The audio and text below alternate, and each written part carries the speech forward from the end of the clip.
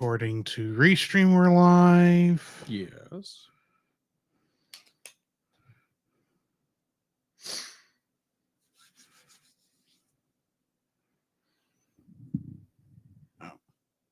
Facebook says we're live. Okay. YouTube says we're live. I bet you that beep was Twitch telling me it was live. Probably. Twitch is live.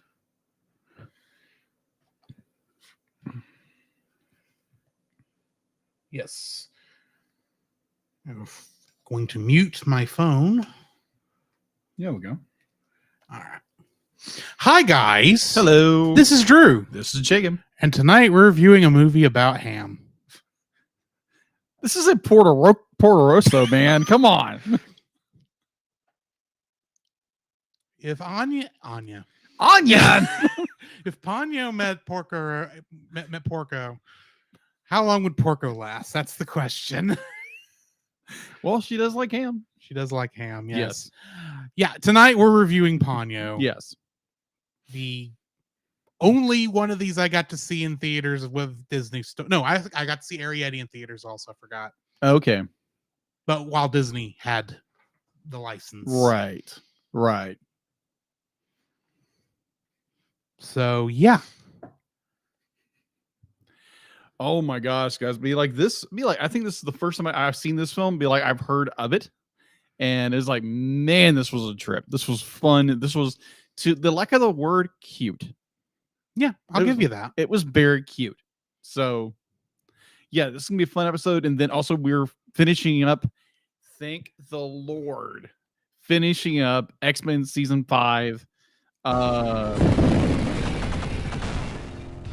I am Magneto, master of magnet. You could say about that use the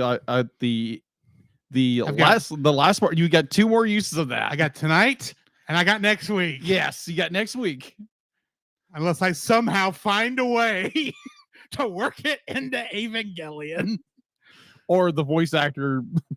If he ever pops back up again. Yeah, if he ever pops up. So yeah, we'll be doing that. Maybe X-Men 97. Because he is Yes. reprising his role. Yes, he is. Although this is not that voice actor that plays Magneto in that clip. Mm-hmm.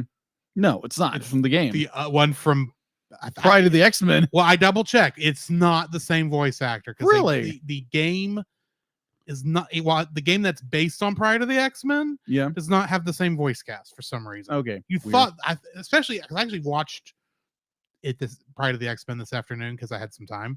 It's like, let's see how this is.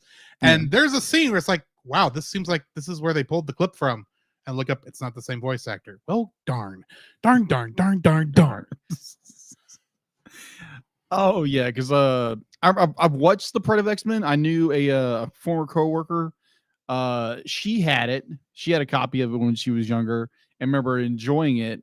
I was like, oh my gosh, that would be amazing to have actually like a copy of this. Only ever been released on VHS. Mm-hmm.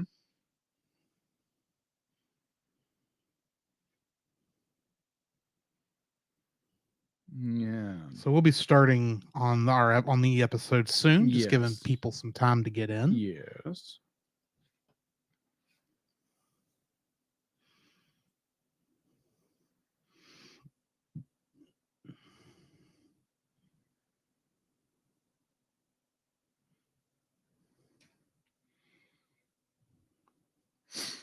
So, yes. I assume you're still not in. You still don't have full control of your apartment yet. No, not yet. I had to find a better way to say that. Than where I was going. I could sense where your mind was going with that. It's like, okay, good. We don't need to, spread that all over the internet. Either way, no, I'm just glad my brain caught. It's like, yes, the way you're wanting to say that is probably not the best way to say that. Probably not on the internet. Yes. Don't want to 8 months before your wedding. But yes, I am The person in question will be coming to my apartment on Tuesday to finish things up. Mm. So probably the people in the, or at least in the Patreon audio, or the people who are tuning in right now, Yes, probably have no idea what we're talking about, which is perfectly fine. I'd be like, right. yes, We've talked about it in the show. yes, So. we talk about it in the show, but they're gonna be like, we all have, you know, like unwanted guests to show, unwanted, very small, very cannibalistic bloodsuckers decide to show up in your apartment. Yeah.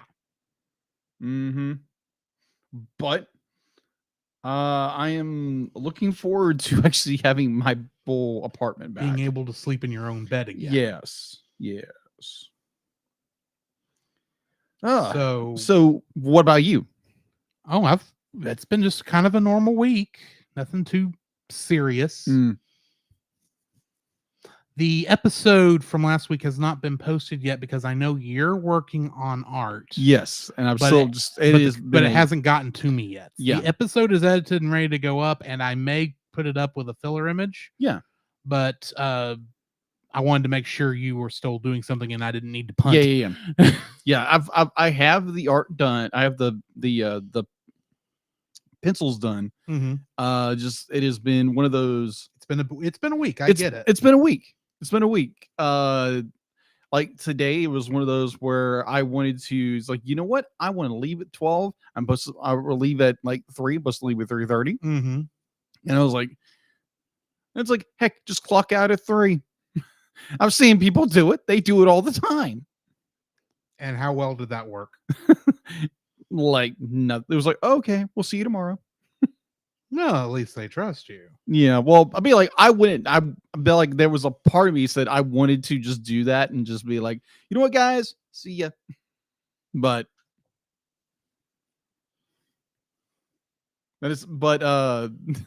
when my time did finally roll around to clock out, I clocked out like immediately. Clocked out, went, got my bag, and left within a couple of minutes. I imagine. So get out of there before they say, "Oh, hey Jacob, can you go clean the parking lot for us for the next hour while the rain's coming in?" Not that quiet. Not they're not. They'll be like, no, no.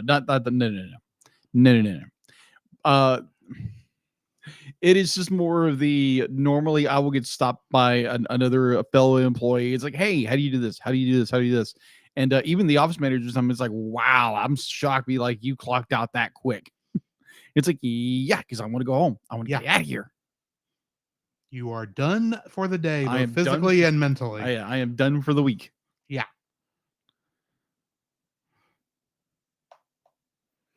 Yeah, I've got engagement pictures tomorrow, so prayerfully and hopefully it's not raining tomorrow. Yeah. Professionally taken photographs. Yes. Where's the stinking volume on this? I have no idea. It's your pad. I know. I was looking. I expected the volume to be over here because I'm thinking based on the iPhone, it's an iPad. I'm thinking, well, the volume is on the phone is over here, but I don't feel the buttons. Where is it? Sorry.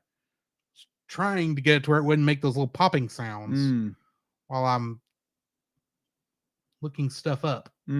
Gotcha. Because now that you say that, it's like, well, I know it didn't really look to see who the voice cast for the X-Men Konami game was that clip is from. Yes. And now it just didn't pop up immediately. And IMDb, I remember, was not very nice when I looked that up. Nice.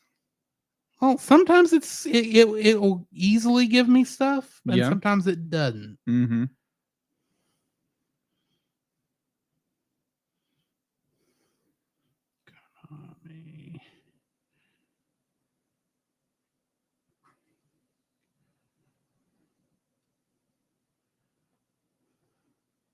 Yeah, because all IMDb gives me is the 2010 redubbed version. Really? Yeah. Which doesn't feature Magneto, Master of Magnet. Probably actually says Master of Magnetism, which is what the line is supposed to be, but...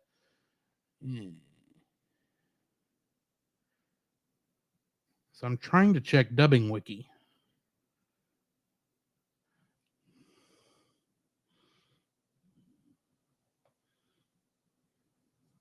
if I can type this correctly.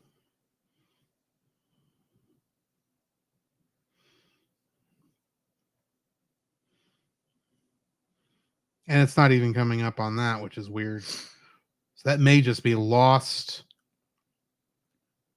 information, which happens. It does. It would have made sense for them just to pull that. And the reason the magnetism is shortened to magnets because it was probably made in Japan first. They made the audio clips long enough to say the lines in Japanese. Mm-hmm. And then when they cheaply put the American voices in there, and there just wasn't room to finish magnetism in English. That's my guess. Maybe. I don't know. Anyway, you ready to get started? Sure, why not?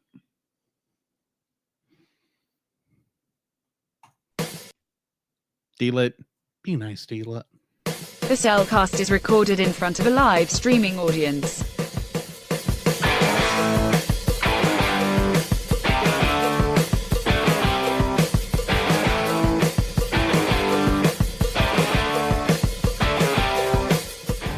Hello and welcome to another episode of the CEL Cast. Joining me today is a man who at Thanksgiving will get all the ham he wants. Welcome, Jacob. And I will be stuffed as a pig. Like a goldfish in her ham. Exactly. Why, thank you. Let me introduce our co-host, a man who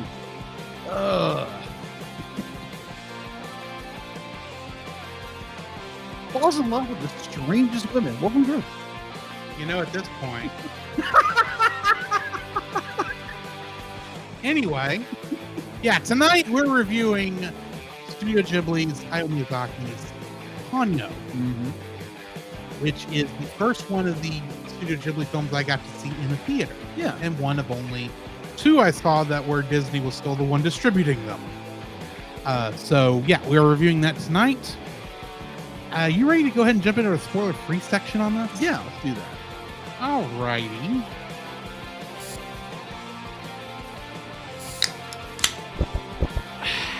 Certified fresh and spoiler free. This is my second viewing of this film. Okay. I only got to see it once originally, and I was a little bit late. A little bit late? I was a little bit late. Wait a minute. Drew dodging late? Believe it or not, it was a last-minute decision, and then I had to drive to the other side of Tyler from Lindale. Oh, okay. At the time. Gotcha. And I was about...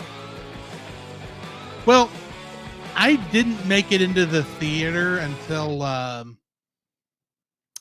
Ponyo was running on top of the fish. Oh, wow. Yeah! You were real late to this I don't know one. how I was that late, to be honest, and why I didn't just... No, I know what it was. I was running a little bit late, and I assumed, and I wasn't really worried about it, because I assumed, oh, it's going to be 20 minutes worth of trailers and commercials. I got nothing to worry about. Apparently, there wasn't. You were wrong, sir. I was apparently wrong. So, yeah, technically, the first third of this film was my first viewing of it. Wow. It's actually a pretty nice, calm story. Yes. Kids can definitely watch it. No trouble there. And it's just kind of a... It's a magical... It's got kind of that Totoro kind of feel to it. It does. I don't think it quite gets there, but mostly because I'm not a big fan of the kids in this. They do a good enough job, but you can tell they are, especially with some of the lines when they're having to say these scientific names of ancient fish. They were being coached very much along the entire way. So the acting on the kids was not exactly perfect, but for the most part, it fits what the characters are doing. Exactly. So it's a good film. It's not my favorite. Fair. But it's a good one. What are your thoughts?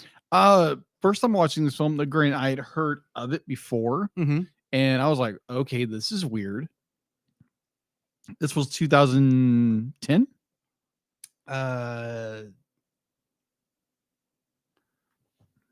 That's your part of it. Yes. I should look at my notes, but I don't didn't. think it's in my trivia. Hang on. No, hold on. 2008. Sorry. 2008. Yeah. 2008. It wasn't long after Tales from Earthsea was released in Japan. I knew that.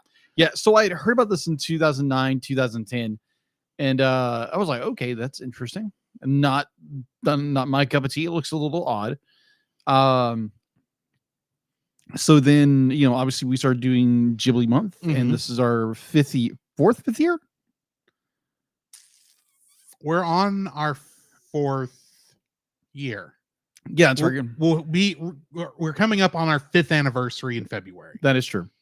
So, yeah, I thoroughly enjoyed it. Drew graciously allowed me to borrow the Blu-ray, and it was fun. I was it was very much Studio Ghibli, Hayao Miyazaki, storytelling, dealing with kid characters, and it was just very enjoyable, and to dare to say the word cute. It was a very cute film, and I thoroughly enjoyed it. So yeah. All righty. You have anything else before we jump into the spoiler-filled section? I have no words. Let's go. All righty. The following is a spoiler-filled review for the film Ponyo. Listener discretion is advised. Gake no Ue no Ponyo, literally Ponyo on the cliff, was written and directed by Hayao Miyazaki, and the English script was by Melissa Matheson. I don't have to tell you how Miyazaki has done at this point, do I? No. It is loosely inspired by The Little Mermaid by Walt Disney. I could tell. And which makes it technically also loosely inspired on The Little Mermaid from Hans Christian Andersen. Yes. Technically. Getting into the cast. Ponyo was played by Noah Cyrus, aka Miley Cyrus's little sister. Miley Cyrus? Miley Cyrus. Okay. And she had many cameo appearances in Hannah Montana. Yes, she did. Sosuke was played by Frankie Jonas, aka the youngest Jonas brother. Yeah, 4th Jonas brother, apparently. The one that wasn't in the band. Yeah. That's what I thought. Although he is in the show, apparently. Don't give me a lion. I didn't watch it either. I just remembered seeing that on there. But his biggest role looked to be Junior in the movie The Reef 2 High Tide. Which I've never seen either one. It sounds like a Disney. It's not. It's a straight to DVD thing. Really? Yes. Okay. Never mind. It looks like a knockoff of Finding Nemo. Oh, yeah. I heard about this one. Yeah. So this was the sequel that came out long before Finding Dory did. Gotcha. So Lisa, yes, her name is Lisa, although in Japan it would have probably been pronounced more as Risa. Risa? Yeah. It was played by Tina Fey. Yeah. And she was Roxanne Ritchie in Megamind. Sure. Koichi, that's the father, Sosuke's father, was played by Matt Damon. And the United States has spent a lot of money saving him because he keeps getting into situations. Yeah. One way or another. But he also played Carroll Shelby in Ford versus Ferrari. Oh my gosh, I love that film. And so the more that movie gets praised, the better. Yeah, exactly. Go watch it. It's a good movie. Now, if I said the name Grand Mamare, would you know who I'm talking about? Grand Mamare? I don't think they actually said this character's name in the movie, at least in the version we watched. When you said it, I heard Grand Moff talking. That's what I heard. No, I know that's what you meant, but automatically that's where my head went. This is Ponyo's mother, aka the giant sea goddess. Oh, okay. Yeah. They call her like the sea goddess. That's all. The goddess of mercy. Goddess of mercy. Point. Yeah, the goddess of mercy. Yeah. It's like, okay. Well, she was played by Kate Blanchett. Kate Blanchett. Yes. Okay. Who was Galadriel in Lord of the Rings. Yes. And I may have had a crush on Kate Blanchett for a while. Anyway. Hey, nothing wrong with that. Fujimoto, aka Ponyo's father. Yes. Apparently. I don't want to know how this works. Was played by Liam Neeson. Yes. And he played Brian Mills in the film Taken. And? Well, Qui-Gon Jinn, of course, in Star Wars.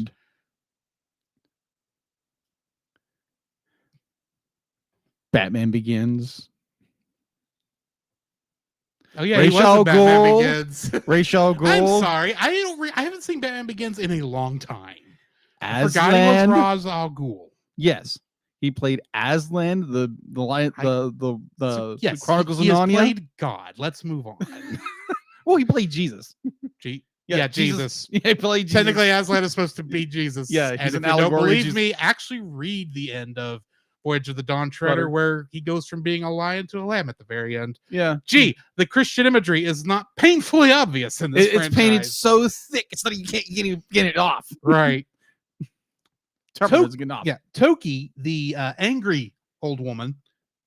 Oh yeah, the skeptic. Yeah, I had to double check all these, make sure I was saying the right name. yes. Was played by Lily Tomlin, who played Aunt May in the Into the Spider-Verse film. Oh, okay. Spider-Man Into the Spider-Verse. Yoshi, the kinder old woman. Yeah, was played by Betty White. Yes, Betty Miller. Betty Miller? Not Barney Miller. Moving on. Not Bette Midler. That's who you. That's something of Bette Midler. Midler. Entirely different. I know that. It's not even connected. No, it's not. Anyway, she was Rose Nyland in the Golden Girls television show. Mm-hmm. And then Kaio, who was the one you probably don't remember because she was there, and she was kind of nice with Yoshi and all that. But she's kind of just the other one. Yeah. She was played by Cloris Leachman. Hit it. Who in Young Frankenstein played Frau Blucher. Yes, the joke is continued. And that brings me to Kingdom Hearts connections. Care to take a guess how many? Well, let's see. This movie and don't forget that since this is an anime, I must remind you that I include the Japanese voice cast as well. All right. So this was 1990, or no, correction, 2008. 2008. Not that I know how the year helps you. No, but like just gonna no, but it's more. I'd probably go with 6. You are so close. It's not even funny. Am I up or down? If we were only counting the English cast, you would have it right on the ball. Wow! But because of the Japanese, you only have you need to go up. Okay, 7. Yes. Okay. So D. Bradley Baker. Yeah, D. Bradley Cooper was additional voices in this.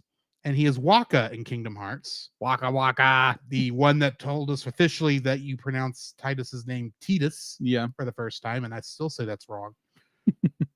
Jess Harnell, Wacko Warner, as we most well know him. Hello, nurse. He was additional voices in this and played Dr. Finkelstein, Locke, and additional voices in Kingdom Hearts. Courtney Draper was the young mother in this. I'm not sure which young mother. I don't know if it's the one with the baby halfway through the film. Yeah. I think it is. And she was additional voices in Kingdom Hearts. Crispin Freeman was additional voices here. Okay. And he played Setzer Garbani and Will Turner in Kingdom Hearts.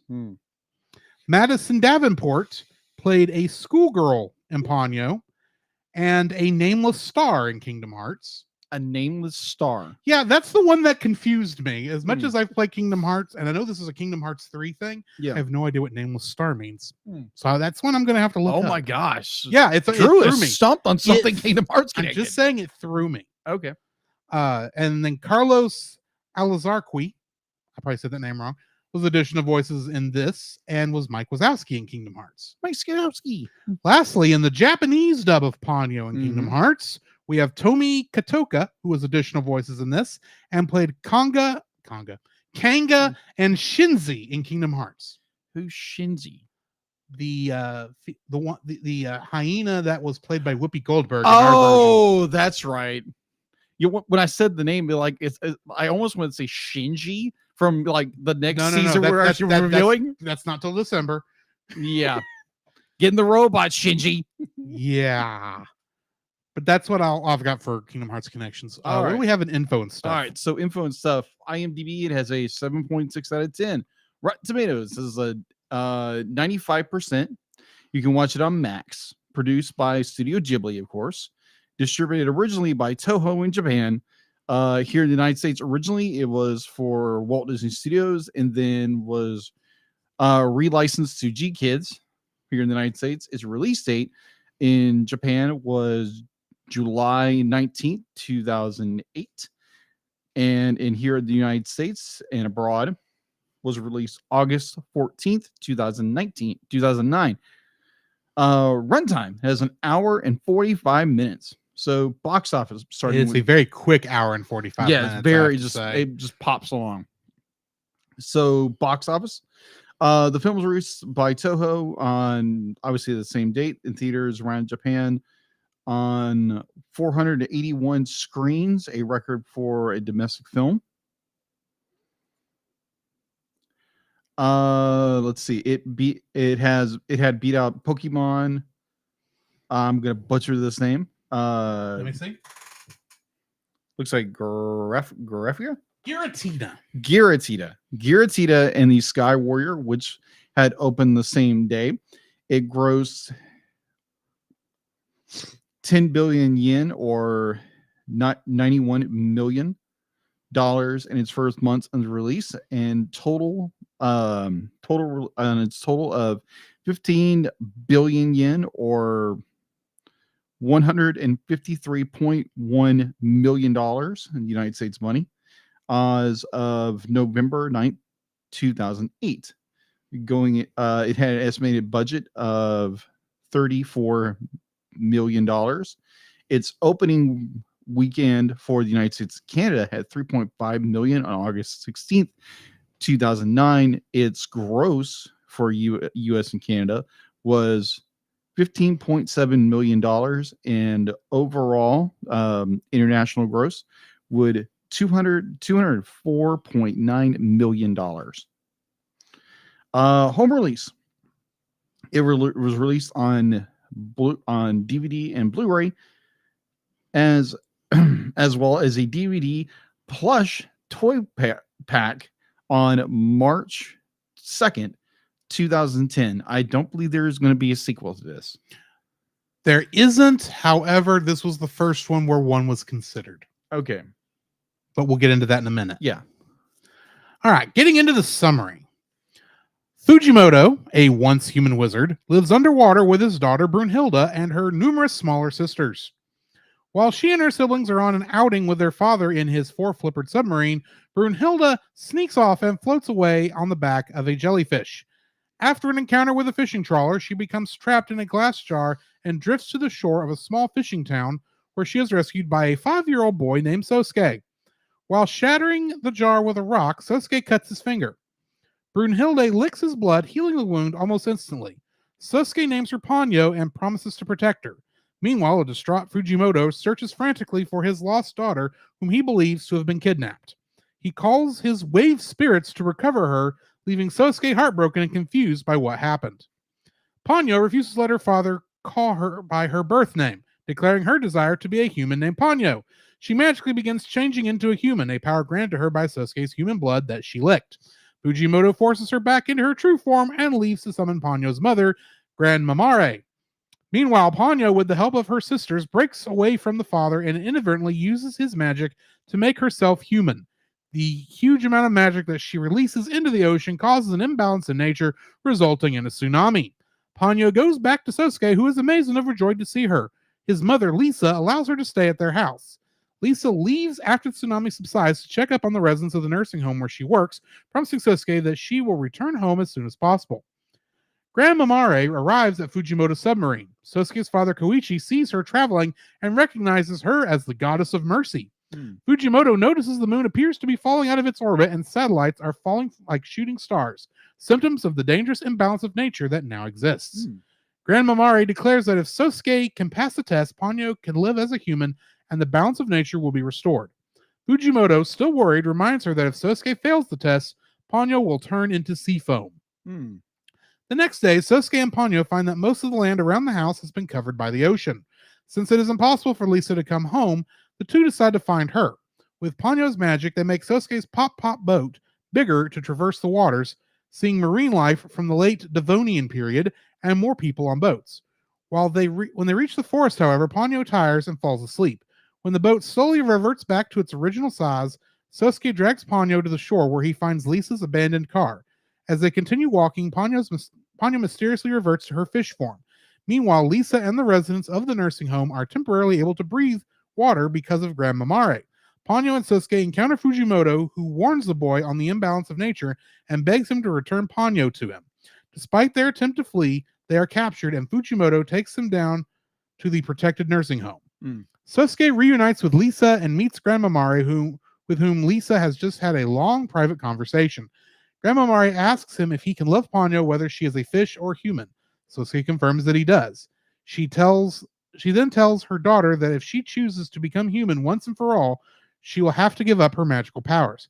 Ponyo agrees and is encased in a bubble given to Sosuke, who is instructed to kiss it to complete Ponyo's transformation. As the balance of nature is restored, the previously stranded ships head back to port. Fujimoto respects his daughter's choice, having decided he can trust Sosuke. Ponyo then joyfully jumps high in the air and kisses Sosuke, completing her transformation into a human. Getting into the trivia for this one. This is the first animated feature film since Princess Mononoke in 1997 to be created and painted on traditional animation cells. Really? Yeah. There is no computer involved in this until compositing. Oh, okay. That makes sense. And yeah, Princess Mononoke was the last one, period, before this, because everything else in the world had switched to digital by that time. The opening 12 seconds, involving vast schools of fish and undersea creatures, required 1,613 pages of conceptual sketches to develop. I'm not surprised. Right. Toki, the bitter old lady in the rest home, is an affectionate homage to Miyazaki's mother, as was the mother in My Neighbor Totoro. That makes sense. Hayao Miyazaki drew most of the sea and wave imagery himself, experimenting with making it expressionistic as possible. John Lasseter had said that he had never seen water animated so beautifully before. Sosuke is based on Hayao Miyazaki's son Goro Miyazaki when he was 5 years old. Hayao Miyazaki stated at the 2009 San Diego Comic-Con that he was inspired to create the film after watching Disney's animated adaptation of The Little Mermaid in 1989. That makes sense. The design of the ocean waves during the typhoon caused by Ponyo were inspired by the waves in the famous woodblock print, The Wave of Kanagawa, by Japanese artist Hokusai. And I probably said those names wrong. My apologies. When Lisa sings I'm Happy as Can Be, in the Japanese version, it is to the tune of the My Neighbor Totoro theme song. Oh, okay. You can't hardly hear it in the English version. No, you can't. In the Japanese version, that is how she sings that. I gotcha. Hayao Miyazaki was surprised by the lukewarm reaction of children to his film in test screenings. Really? That is interesting.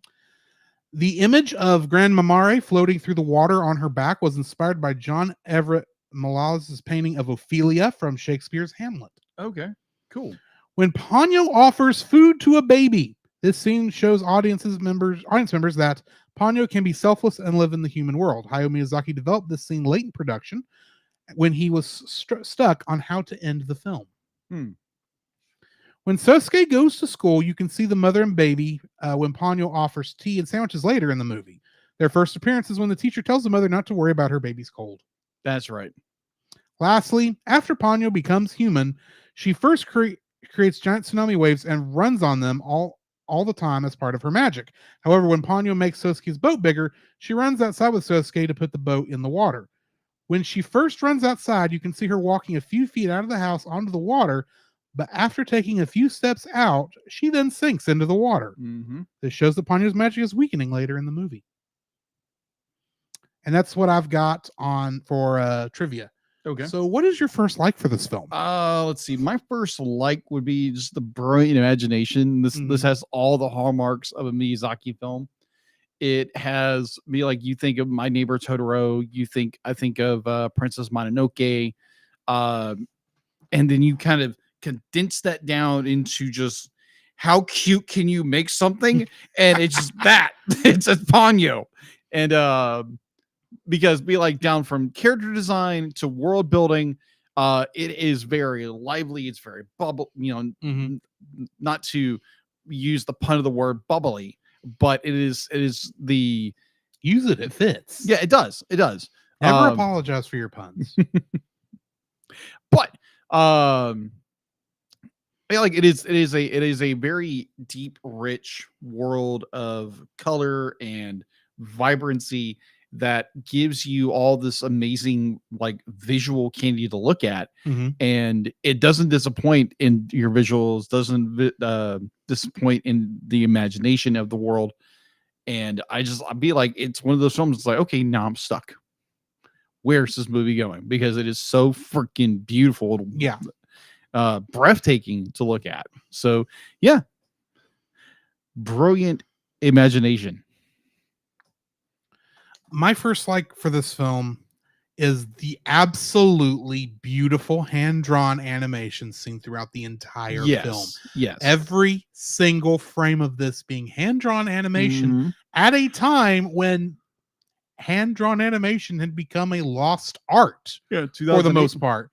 Because like we said, the previous one that had hand-drawn animation was in 1997. Yeah, with Princess Mononoke. Happens to be the same studio, but that's more coincidence and probably Miyazaki's hard-headedness at the time. Yeah, for that reasoning. But it is so beautiful and how they handled this whole thing. Every single frame of this, there's so much detail in every single image. Now, yes, there is watercoloring used in the background. Oh yeah. And a lot of this, that is beautiful. It looks more like crayon. It does kind of look more like crayon, but it has to have been done like a watercolor sort of a thing. That's the one thing I'm not sure about, is if the backgrounds were hand-drawn or if they were digital. I think they would have been digital. They almost look like they would have been digital, but I also could see that being hand-painted backgrounds. But I'm not sure. I couldn't find information on whether the backgrounds were or not. But either way, some of the effects, like the Ponyo's transformation from fish to human, the 3 times we see it, her sister's turning into the giant fish for her to run on during the tsunami. Good night. The sequence of them trying to drive Lisa trying to drive that car back up the hill while the tsunami wave is crashing behind her. Oh yeah, so good. And you're going, that's all hand drawn. That is crazy. Now, granted, this is the kind of thing you look at, like, say, Porco Rosso, which is the closest I can think of to something like this. Maybe, the fight scenes in Princess Mononoke, where it would have been about like this. When you look at it and you're thinking, there's no way. At that point, you take that in as a.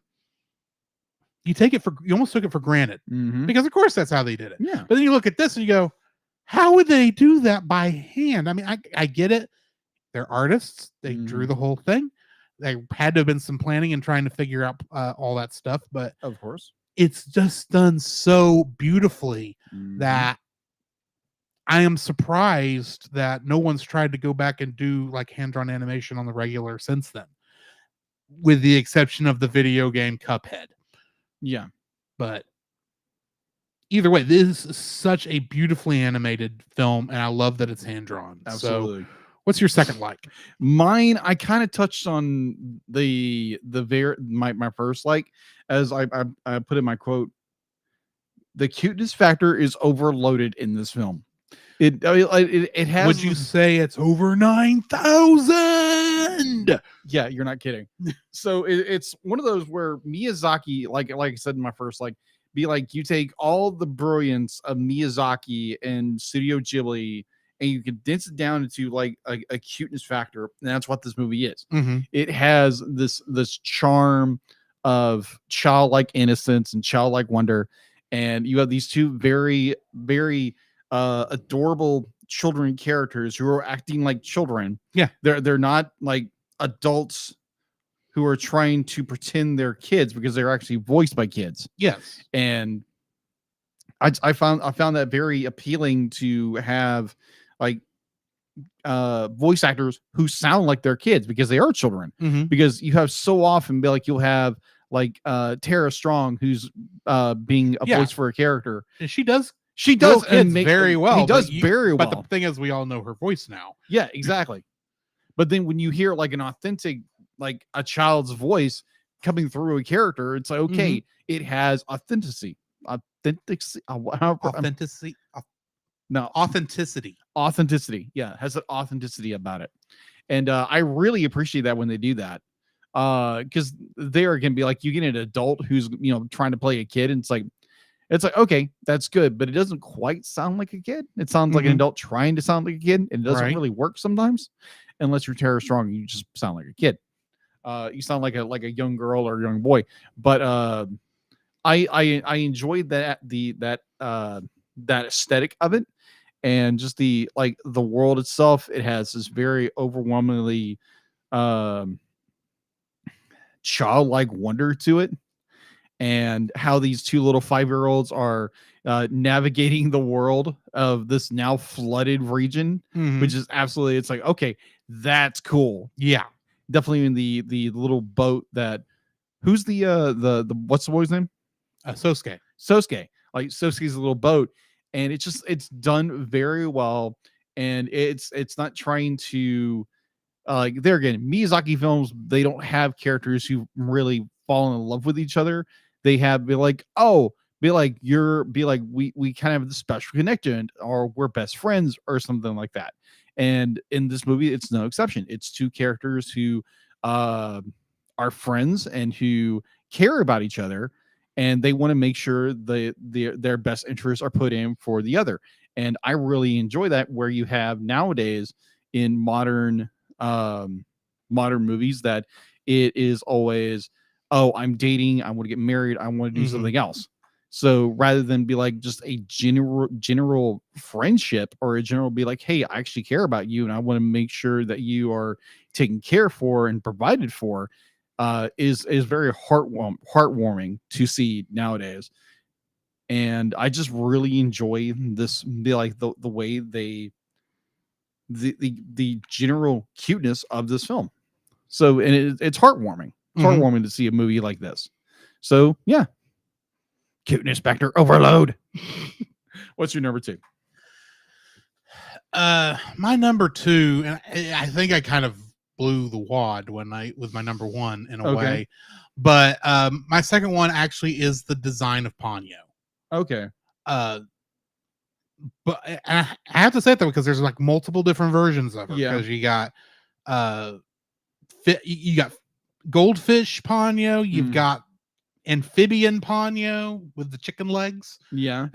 My gosh, that thing was is a nightmare. That thing is creepy, but it took me a while to go. It's like, oh, she's a frog because she's amphibian, because she's half water, half human. Okay, I follow the logic here.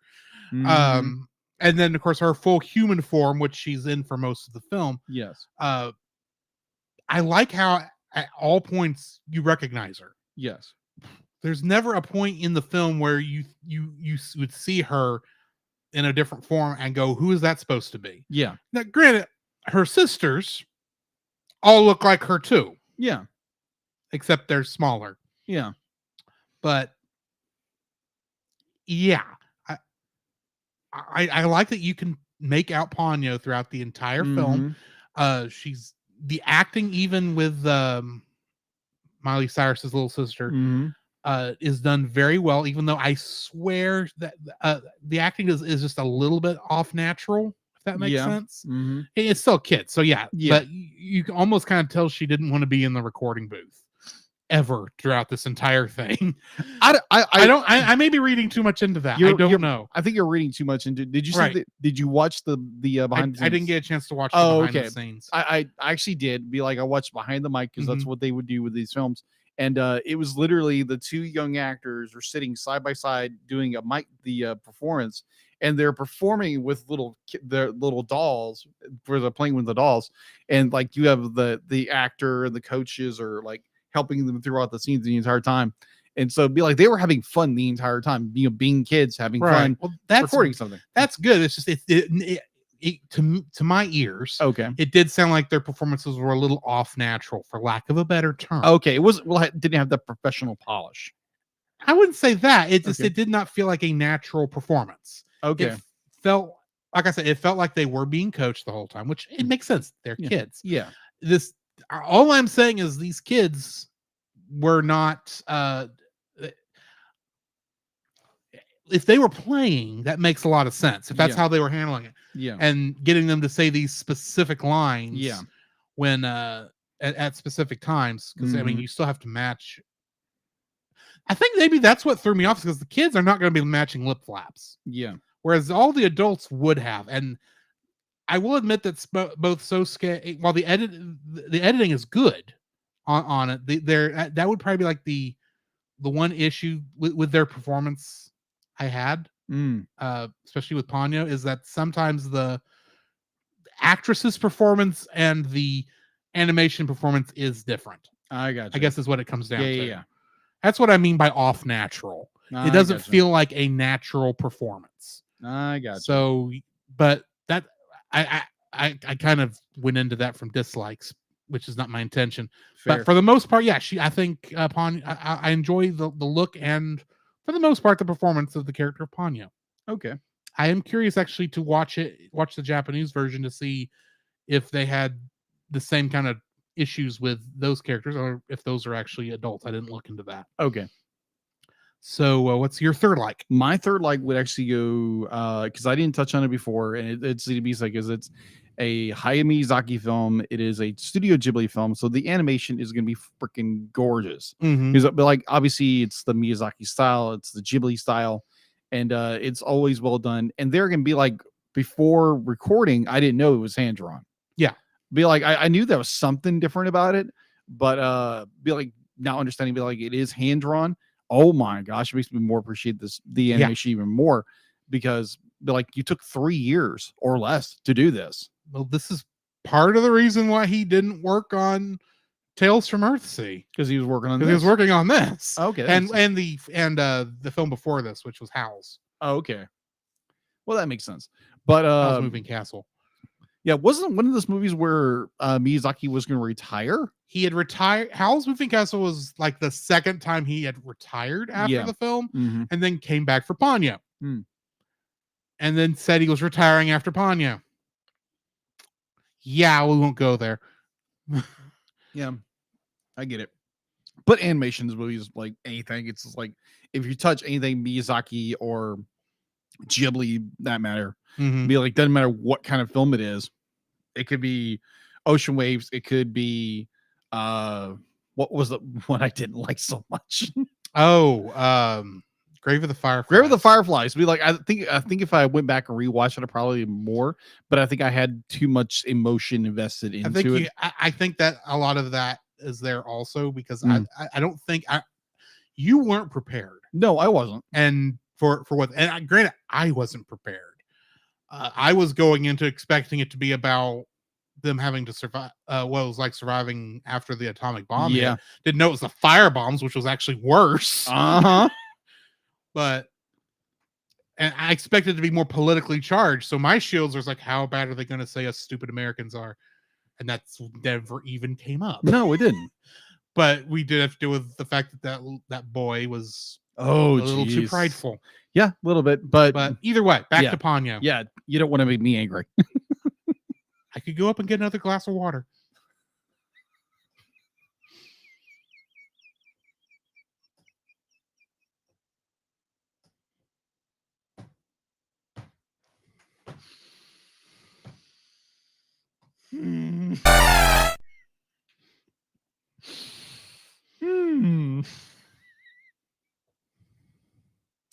I was not really expecting that one to tickle you like that.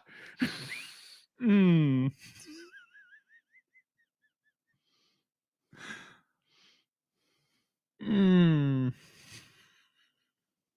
do I find this funny? Why? Because it was funny at the time. Oh my gosh! Because we had already talked before. This is obviously patron stuff now. Yeah, you're welcome, patron. Because what happened was, if you remember correctly, okay, we had talked about it ahead of time. Okay, you had already was starting to try and get it off your chest. Okay, before we started recording, and when I got you to stop. Don't know how I did that. We recorded up to that point. I said, okay, we got to dislikes. This was like very early on in our in this format. Oh, I said, I'm going to let you start with dislikes. And while you're doing that, I'm going to get a glass of water. I literally got up while you were starting to walked over to your sink, grabbed a glass, filled it with water, and drank it. That's right. And it did throw you for a couple minutes because you're getting into it. All of a sudden he goes, "Are you really getting a glass of water?"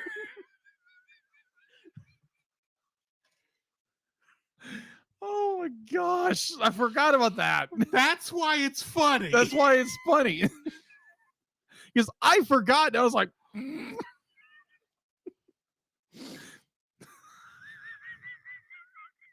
Hi, Bobo. How's it going? We're currently in a patron segment because I said something that made Jacob laugh. more like hyena laugh. Oh my gosh. I wonder what this sounds like in audio. It's hard to actually edit around, which is why I do go ahead and cut to either side. Okay, breathe.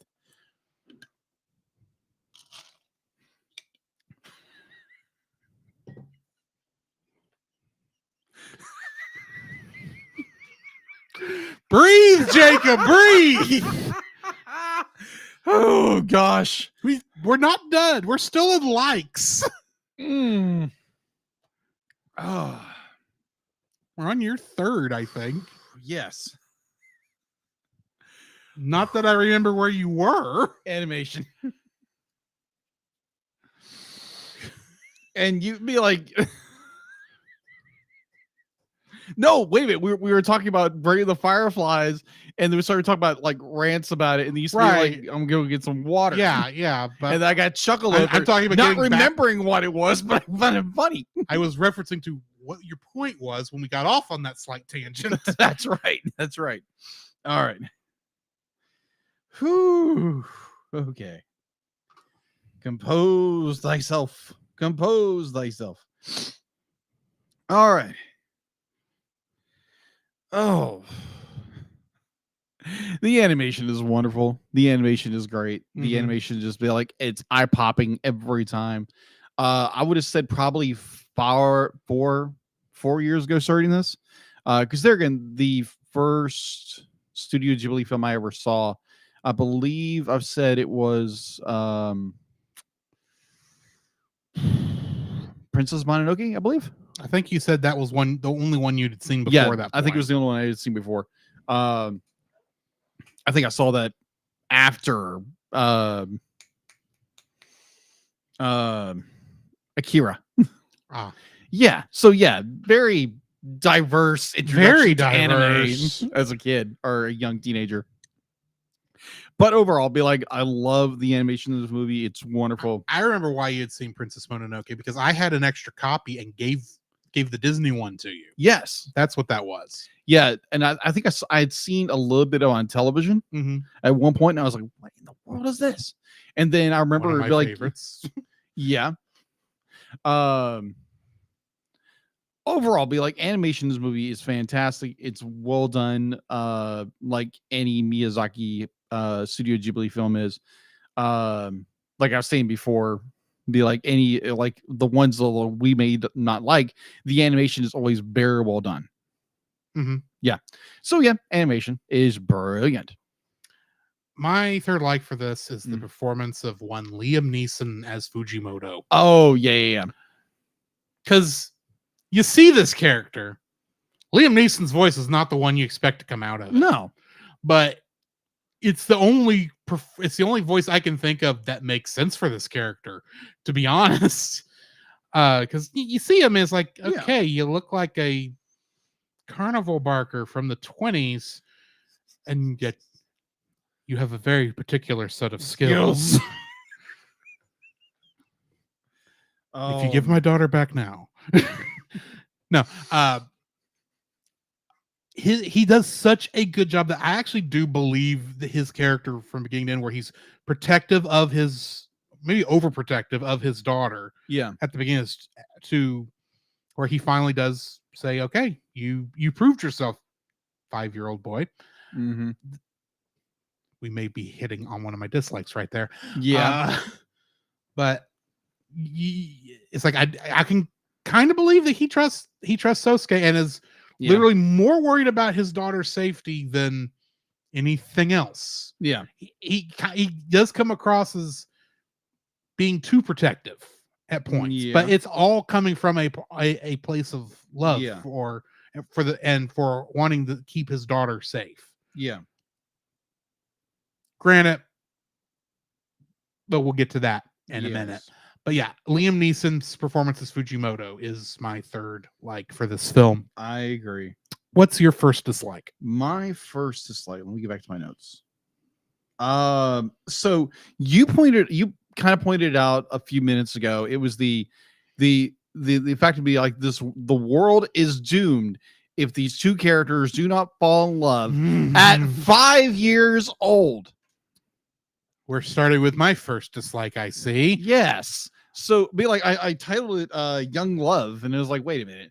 These are two little 5-year-olds. Be like they are just starting to learn things about the world. Right. And now I'm not saying that kids couldn't fall in love with 5 and kind of grow up together and then get married. That happens. I've heard of it before. Yeah. But this is something I would expect like teenagers to actually have to deal with, not 5-year-olds. Yeah. Well, I'd be like, I wouldn't even like coil it with kindergartners. Yeah, because they are kindergartners. Yeah, they're kindergarten 5-year-olds.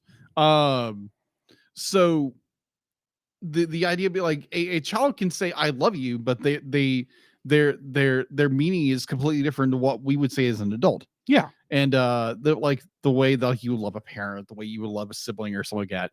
But just the idea that Sasuke has to pledge that he loves Ponyo, that he really means it, that he really does love her, and he really is going to take care of her at 5 years old. I'm like, okay. It's like, yeah, be like, you can have dedication at 5 years old. You can have like a love for somebody, but it's not this like deep romantic love. It's more be like, hey, I'm going to take care of my friend. I love my friend that way.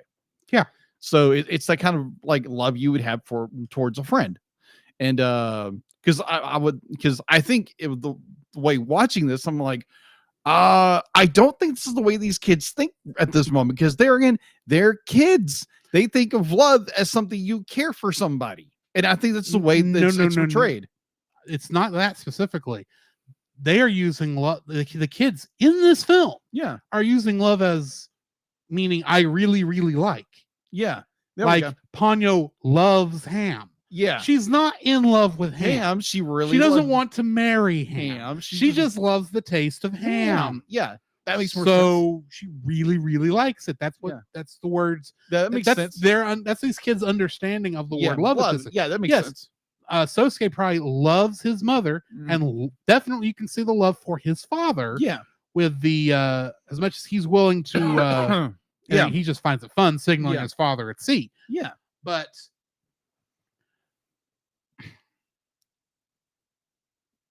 I agree with you. That's like they're 5 years old. Yeah. Granted, optimistically, they don't technically have to fall in love, get married, and have children for Sosuke to actually complete his part of the bargain. Yeah. At no point would that force her to turn into foam. I'm assuming she's still in danger of turning into foam if Sosuke ever messes up on his promise.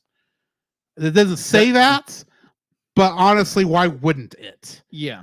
Even if she has, and of course, cause the world to fall back out of bounds, because it's all hinging on them staying in love. Yeah. Now, if it goes to, they could technically stay at friendship. Yeah. And they could just be good best friends for the rest of their lives and marry other people. And then those families be friends and all that would be good. Yeah.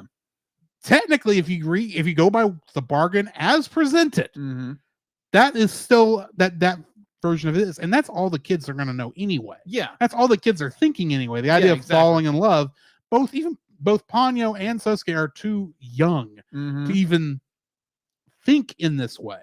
Yeah. I mean, I guess Ponyo would be at the age if she had grown up that she at this time may or if she'd been watching Disney princess films, like Cinderella or Snow White, she might be dreaming of her handsome prince and thinks it's Sosuke.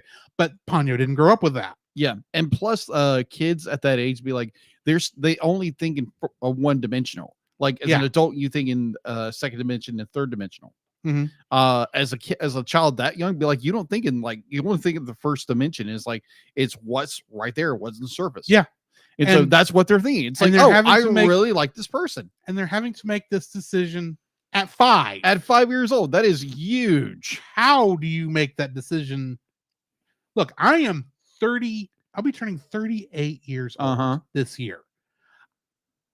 I don't even know what it's like to say I'm going to love somebody for the rest of my life. Now, you do. Mm-hmm. You are getting married in 8 months. Yes. So you at least have a better understanding of it.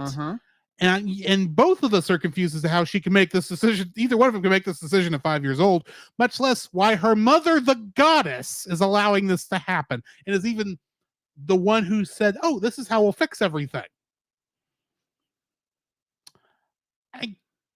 Granted, it gives her her freedom, but the reason that works in The Little Mermaid is because she's a teenager and is on the verge of becoming an adult. Ponyo is 5. Agreed. I'm sorry, at the age of 5, you're a kid. Yeah. And let's face it, if Francisco had been able to come on this film, because he was a tentative in the early stages of being a guest in this episode. I didn't know that. Timing didn't work out. Fair. I would be sitting here asking him why.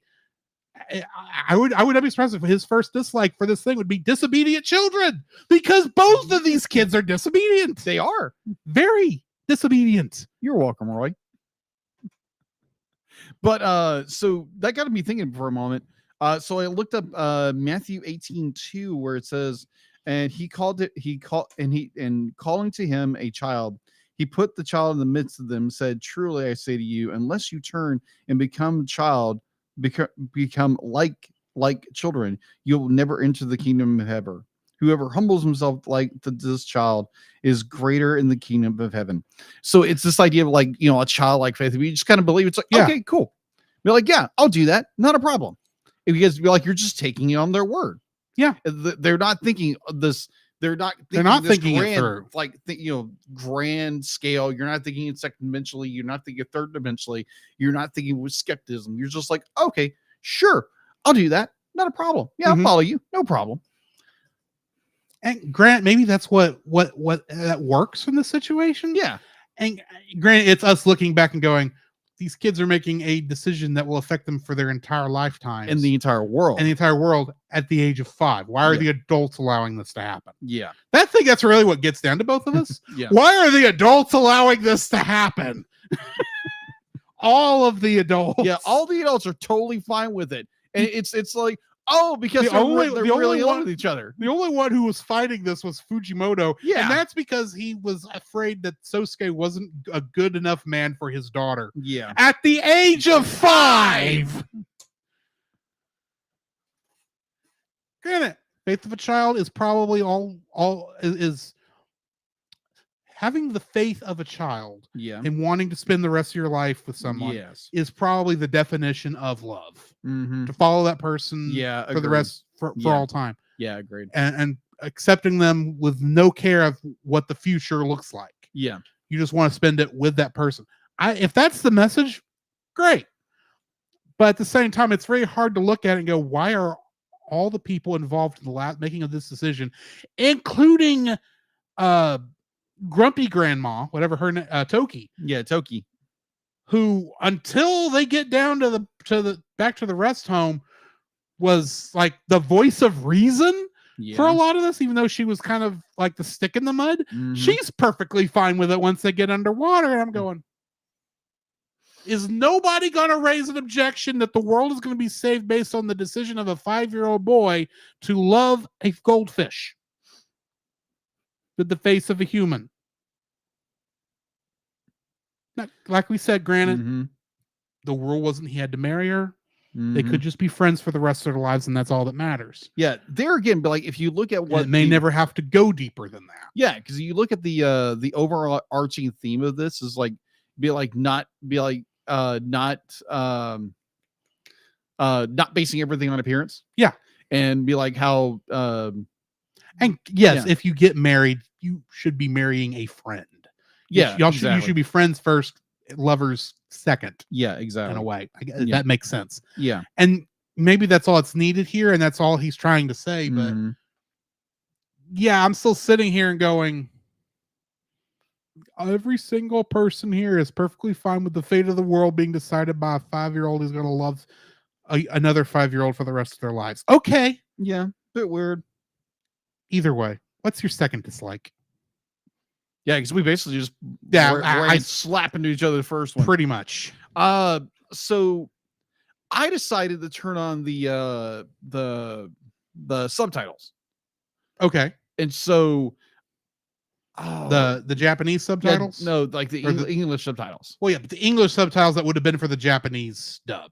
Yes. Because there's the Japanese. Yes. There's because this Blu-ray did have the English, the closed captioning basically for the English version. Yeah. And then the English subtitles for the Japanese dub. Okay. So I'm assuming you must have hit the one for the English subtitles for the Japanese dub. Possibly. If it was different than what you saw in the English, it was different. It was different because I watched it with the English closed captioning. Okay, so let me ask you this, because this will help me with my slight confusion. It's not Sosuke, is it right? Sosuke, yeah. Yeah, Sosuke is the boy. Because anytime he mentioned his mother, he never called mother. He called her by her name. Yeah, he calls both of his parents by their names, not mom or dad, but Lisa and Koichi. Koichi. Which to me is like, okay, is there some kind of deeper like subtext here that maybe he's like adopted or something, so he doesn't call them by mom and dad? I looked into it. There's nothing. Okay, it was just for whatever reason he doesn't call them by the Japanese equivalents of the mom and dad titles. Yeah, which I just found weird because the point that I got when they discovered the abandoned car, I was like, oh, okay, something really happened. And the English dub, it's like mom, where are you? And then it's just like calling her name the entire time. I'm like, what in the world? Now, granted, this is coming from a Western perspective. Yeah, we're only used to kids calling their parents their real names if that's just how they were introduced, and they because they were not born, they're adopted. Yeah, and even then, a lot of times it goes mom or dad after a while. Yeah. So my thought was like, okay, maybe like Sasuke be like, maybe his father married somebody else and this is like the stepmom. Maybe he calls her by her actual name. I don't know. But I was just so confused by that. But there again, minor thing off of that. This is not my second dislike. The fact that she actually has an English name. Yes. Which threw me when I was watching it, because it's like, everyone else has a Japanese name. Why is your name in English? Yes. And because we never talk about her past.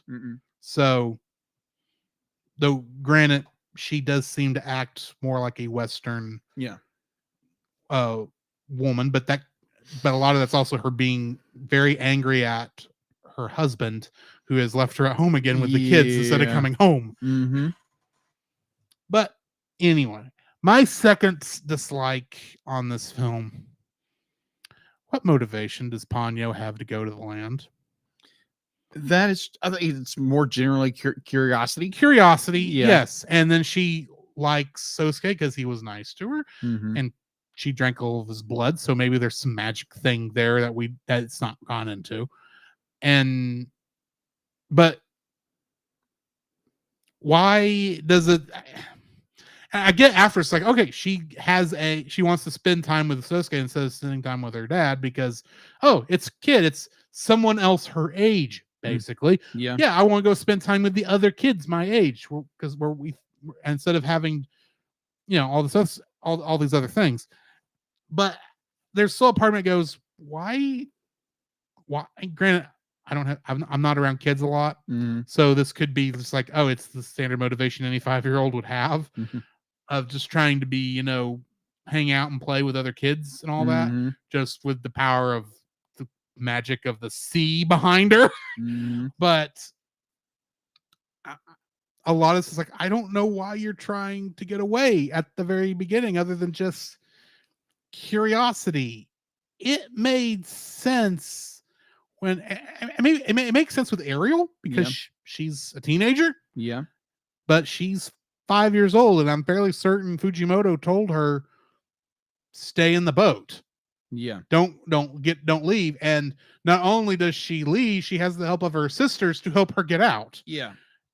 And Fujimoto apparently does not realize that she's a runner or a swimmer, I guess I should say. So he has to keep a better eye on her than probably he would like, while he's still trying to do his work. Yeah. Trying to collect seawater magic or whatever it is he's doing. But doesn't apparently have a better track of keeping what I would assume would be known magical abilities of his daughters in check. Yeah, that's weird. It's kind of odd because he's kind of shown to be a mad scientist, in a way, or a wizard, basically. So he is focused on his work and is still trying to keep an eye on his daughters. But when you're focused on your work, sometimes it's very easy. Everything gets sidetracked. Including taking care of your kids, even though I guarantee you it's not intentional like that. You know what I mean? But there's still a part of me that goes, why is Ponyo so wanting to get to land originally? Yeah.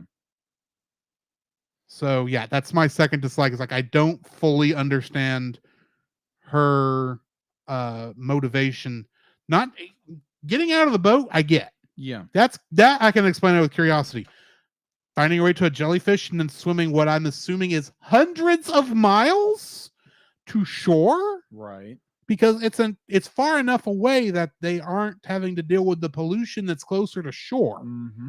So she's able to go that far with a jellyfish, and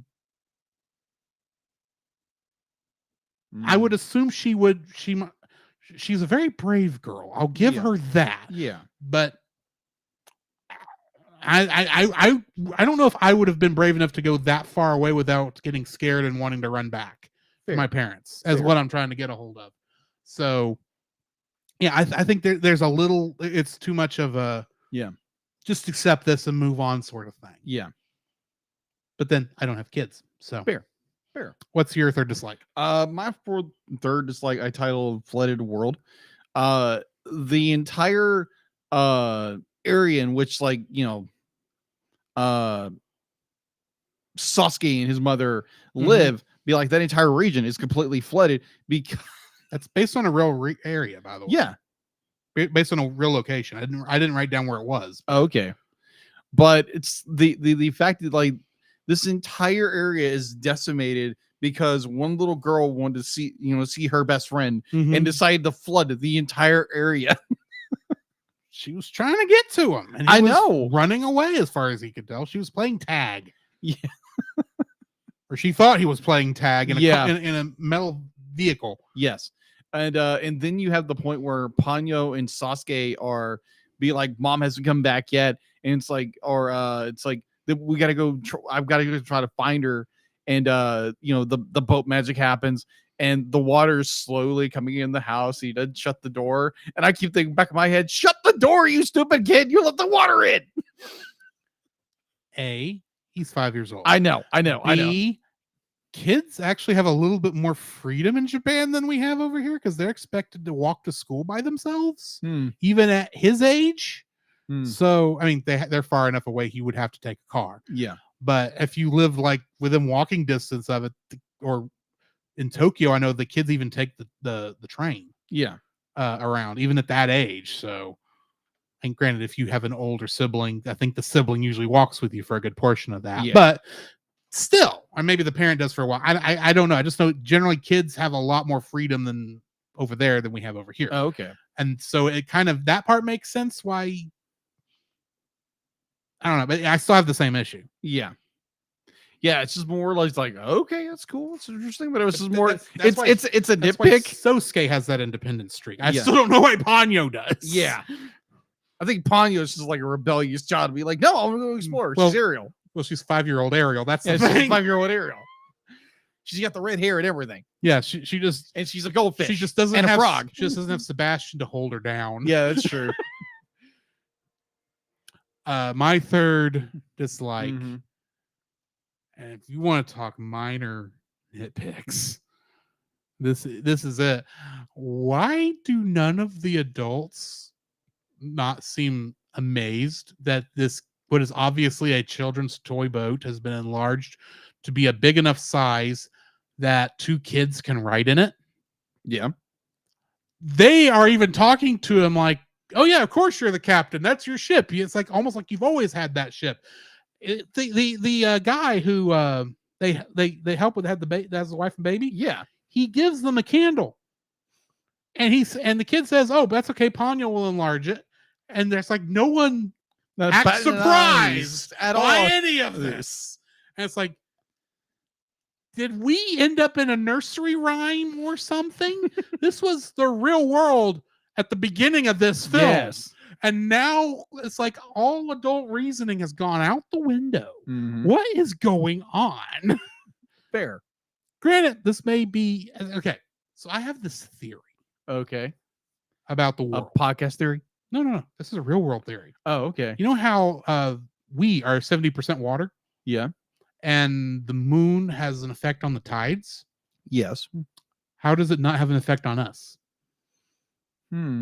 Well, I think it does because it does. we have both worked in the public sector. Yeah. We both Full know moons? how weird people are when when there's a full moon, Yeah. which is not something you can explain to people who've never experienced these people. Yeah. When you So yeah. my theory is with this film, taking that other theory into account, Yes. that the reason these adults are all just accepting of a toy boat with a giant candle in it puttering around like obviously a toy boat would, Yeah. and why that's perfectly natural that this 5-year-old kid would be captaining his own boat and no one needs to go with them while they're searching for their mother Mm-hmm. or his mother, must be because the full moon, the moon is about to fall in and everyone's going cuckoo for Cocoa Puffs the farther closer it gets to Earth. Yeah. That sounds about right. That's the only excuse I have for that. But it's still weird. It's like nobody, because as soon as the world is flooded, yeah. everyone's like, oh yeah, of course, Sosuke, we knew you had a boat this whole time. He didn't have the boat till 5 minutes ago. And also kind of bringing it down to reality, but like you have a sudden flood, be like everything's gone to chaos, and you have people who are just trying to survive, trying to do this, and it's like, oh, there's Sosuke. Not even thinking about like the rationality. It's like, oh, he's the captain of this boat. No problem. That makes sense. Because everything's gone cuckoo for Cocoa Puffs. And they're looking, and he's looking for his mom. That also makes sense. And he's got this other real redheaded girl that none of us have ever seen before. Yeah. No one brings it up. And she's willing to give food to a little baby, that makes sense. And I did find that funny when she gives the mom the sandwiches for milk. That was hilarious. That was funny. Yeah. At the same time, it's like, I don't think I understood that at that age. No. But yeah. Anyway. Yes. That's what it comes down to. There's just a lot of lunatics in this film. The adults are like the kids are the rational ones in this movie. Yes.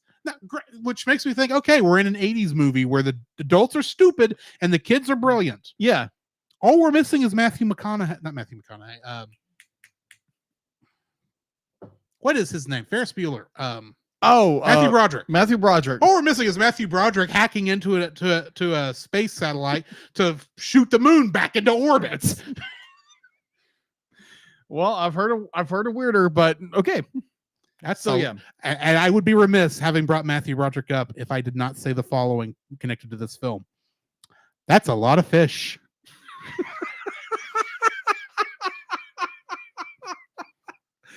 Oh my gosh, my rib. Ow. Too true.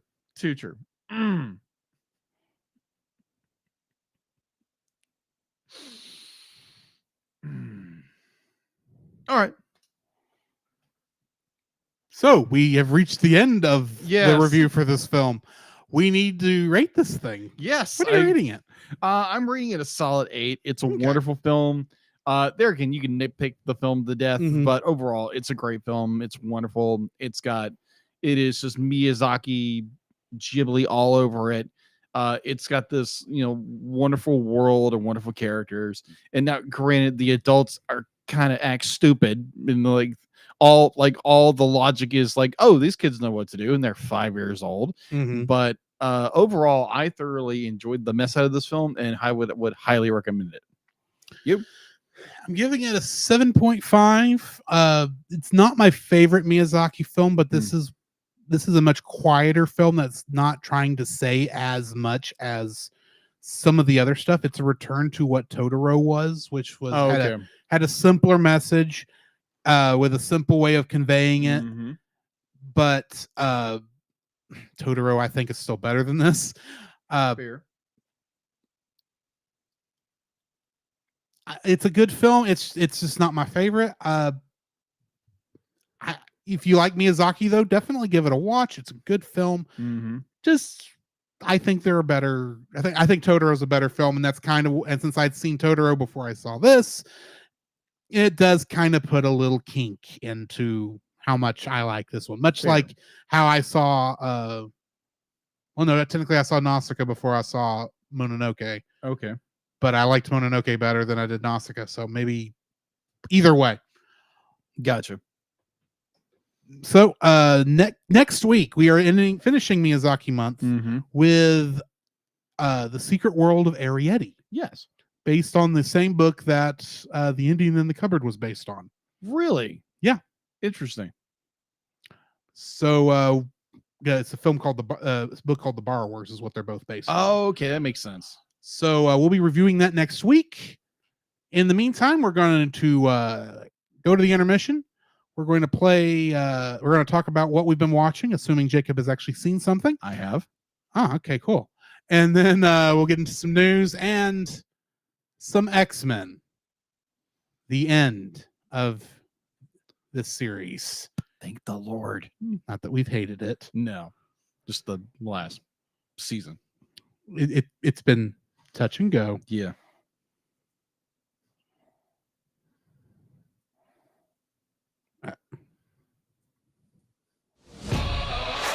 This podcast is a proud member of Culture Box. Whether you enjoy geeky reviews, comedy, or original fiction, you can open up the Culture Box and find something excellent for your soul.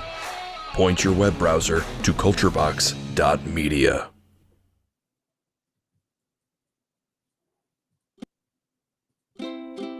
This week, we suggest checking out The Untold Podcast, which is a speculative fiction podcast using the genres of sci-fi, fantasy, and horror, among others, in order to engage the culture's imagination from a Christian worldview. Every month, Nathan James Norman produces and narrates a new story presented in a unique and dynamic way. Check out The Untold Podcast at untoldpodcast.com to listen to and leave them a review on Apple Podcasts.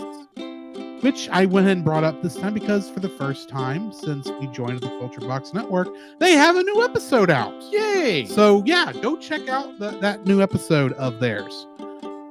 The Cellcast would also like to thank the following patrons: Ashley and Francisco Ruiz, Book of Gaming, PaulGPowers.com, and Drat.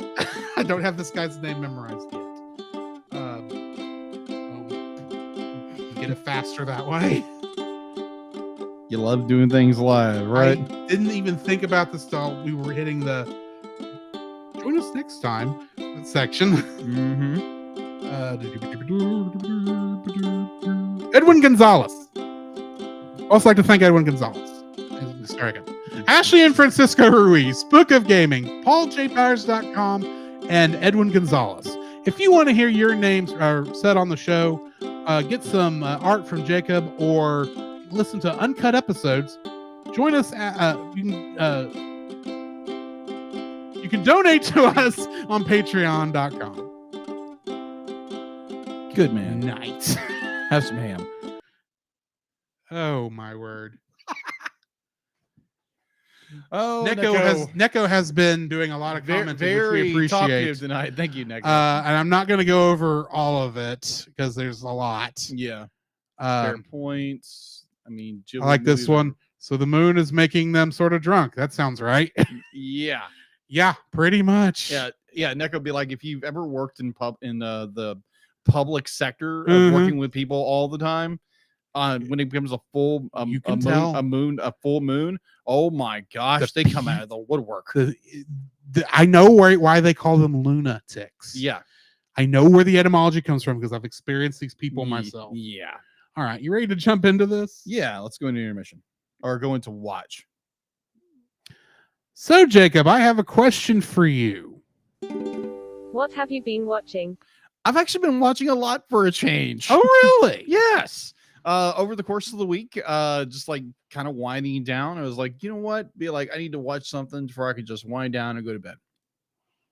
So then I realized that's like, oh yeah, a movie we've already reviewed. I think we reviewed it. Because there again, this was a movie I watched in my childhood, and I remember putting it on the list, and it was like, I know we reviewed this film. I had to go buy the box set to get the movie. And that movie would be He-Man and She-Ra, The Secret of the Sword. We have reviewed that one. Boy, was that a trip. Yeah, that was a trip. So yeah. And we didn't do that in Bad Movie Month either. Ow! That was before Bad Movie Month. That was. I'm not saying it was a bad movie, but I could see why it would end up in that section. Yeah, I gotcha.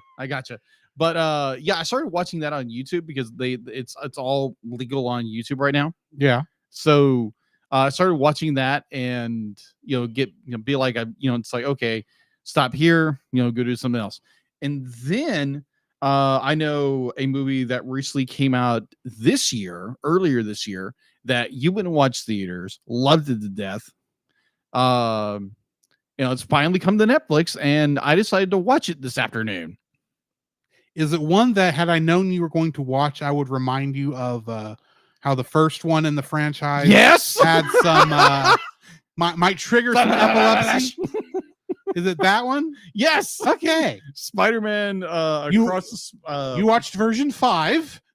Version 5? That's the thing, because that's the weird thing about we'll talk about this in February when we actually do the full review. Yeah. Is that they released one version to theaters. Then then because of some complaints about the sound mix, they released another version with the mix fixed, but they also were some other undocumented changes from the multiverse, we guess. And then there was a third one that came up when it went to home video, and then like the streaming version has another version. Really? So it's like there's we'll get more into it. I'm kind of going off of memory here, so I may have some of this wrong. Right. But yeah, it is literally a multiverse in this film. Yeah. Because we don't even know which version of the film is canon. So, yes, I was watching a Spider-Man Across the Spider-Verse. Am I saying that right? Yes. Okay. I got to watch like the very first part. Miles wasn't even in the film yet. It was all about Gwen. You were still in Spider-Gwen's part. Yeah, Spider-Gwen's part. I think they were just about to go into Miles' world. And I was like, wow, this is really good. Be like just like the first one. It's done very well. And you know why I couldn't speak about it? Yeah. It's done so well. Yeah. Oh my gosh. I can't wait to get into this, and I can actually add it to my movie watch. So yeah, I was watching that, and so I have been watching Inuyasha also on Netflix, and I'm at season 3. I think on episode 17, I think.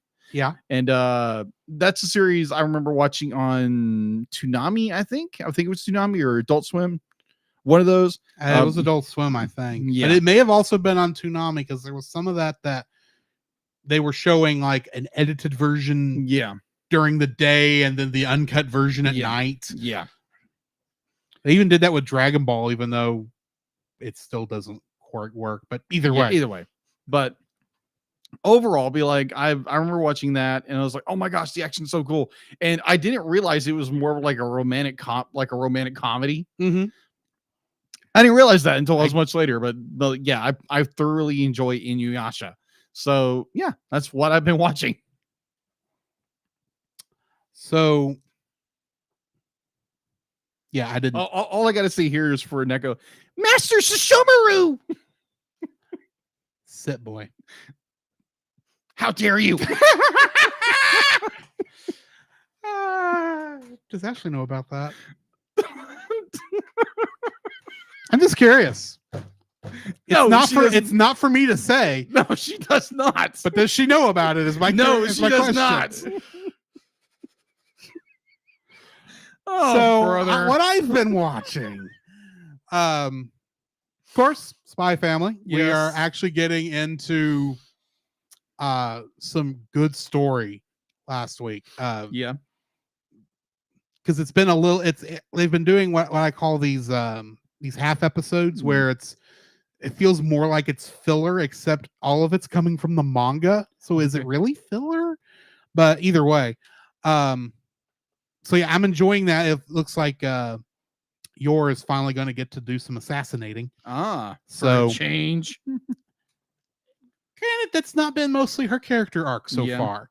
Is how she's dealing with her real job, but either way, so yeah, I've been watching that. After we finished Lower Decks, I was still feeling a Star Trek kick. And I decided, you know what? I don't know if I'm going to work my way through the entire franchise. Okay. But I at least went ahead and started where I thought a person should start I won't say marathon, but why can't I think of the word? When you watch a bunch of things back to back to back. Marathon. Not marathon, but it's a newer term. It came up from because of Netflix where you'd watch the whole thing. Binge. Yeah. I'm kind of starting a Star Trek binge slowly, starting with the original series. So I watched the first 3 episodes this week. The Man Trap, Charlie X, and Where No Man Has Gone Before. And I am remembering why I love this show so much. This is good classic Star Trek. Granted, it's still campy at this point in time, but the stories are written so well. So yeah, I'm doing a slow binge through. I got you. Through the original series right now. To answer Neko's question, that would be The City on the Edge of Forever, which features Kirk and his girlfriend walking through Mayberry, even though it's supposed to be 1930s San Francisco. But anyway, so along with that, I started a new anime called Shangri-La Frontier, which is got to be the very best isekai I've ever watched. Okay. Because great, it's not Reborn Another World, but it's still very much guy playing in a video game. Yeah. Except the actors are like the characters are like really how people like that actually are. Okay. He has a very knowledge of game mechanics and that helps him. Yeah. But it's still hard for him to actually do everything. He's not overpowered. Yeah. Like every other isekai protagonist is. Right. And the amount of this thing has movie level animation in it. Okay. In a TV series, it looks way too good for what this is. Okay. It's a beautiful little anime. I'm enjoying it so far, and it's well written. Okay. So, which you can't say about a lot of isekai. Fair. So yeah, I'm watching through that. I think I'm all the way up through like where the English dub stopped.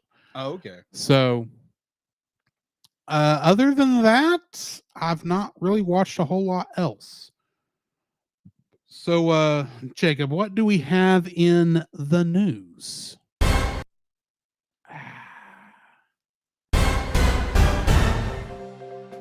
The CEL Cast News with your host Jacob Heron.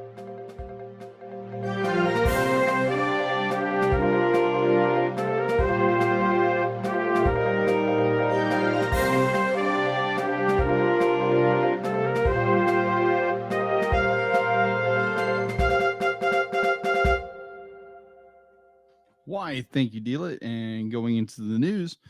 So apparently less than 24 hours after social media social media went a buzz of unofficial news about Shrek 5 coming in 2025 as the broader entertainment industry celebrates the agreement to end the SAG stripe. More storming comments from DreamWorks Animation co-founder Jeffrey Katzenberg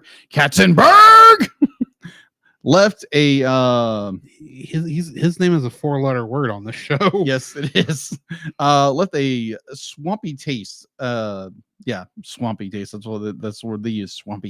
Swampy taste in animation lovers' mouths, to quote Katzenberg.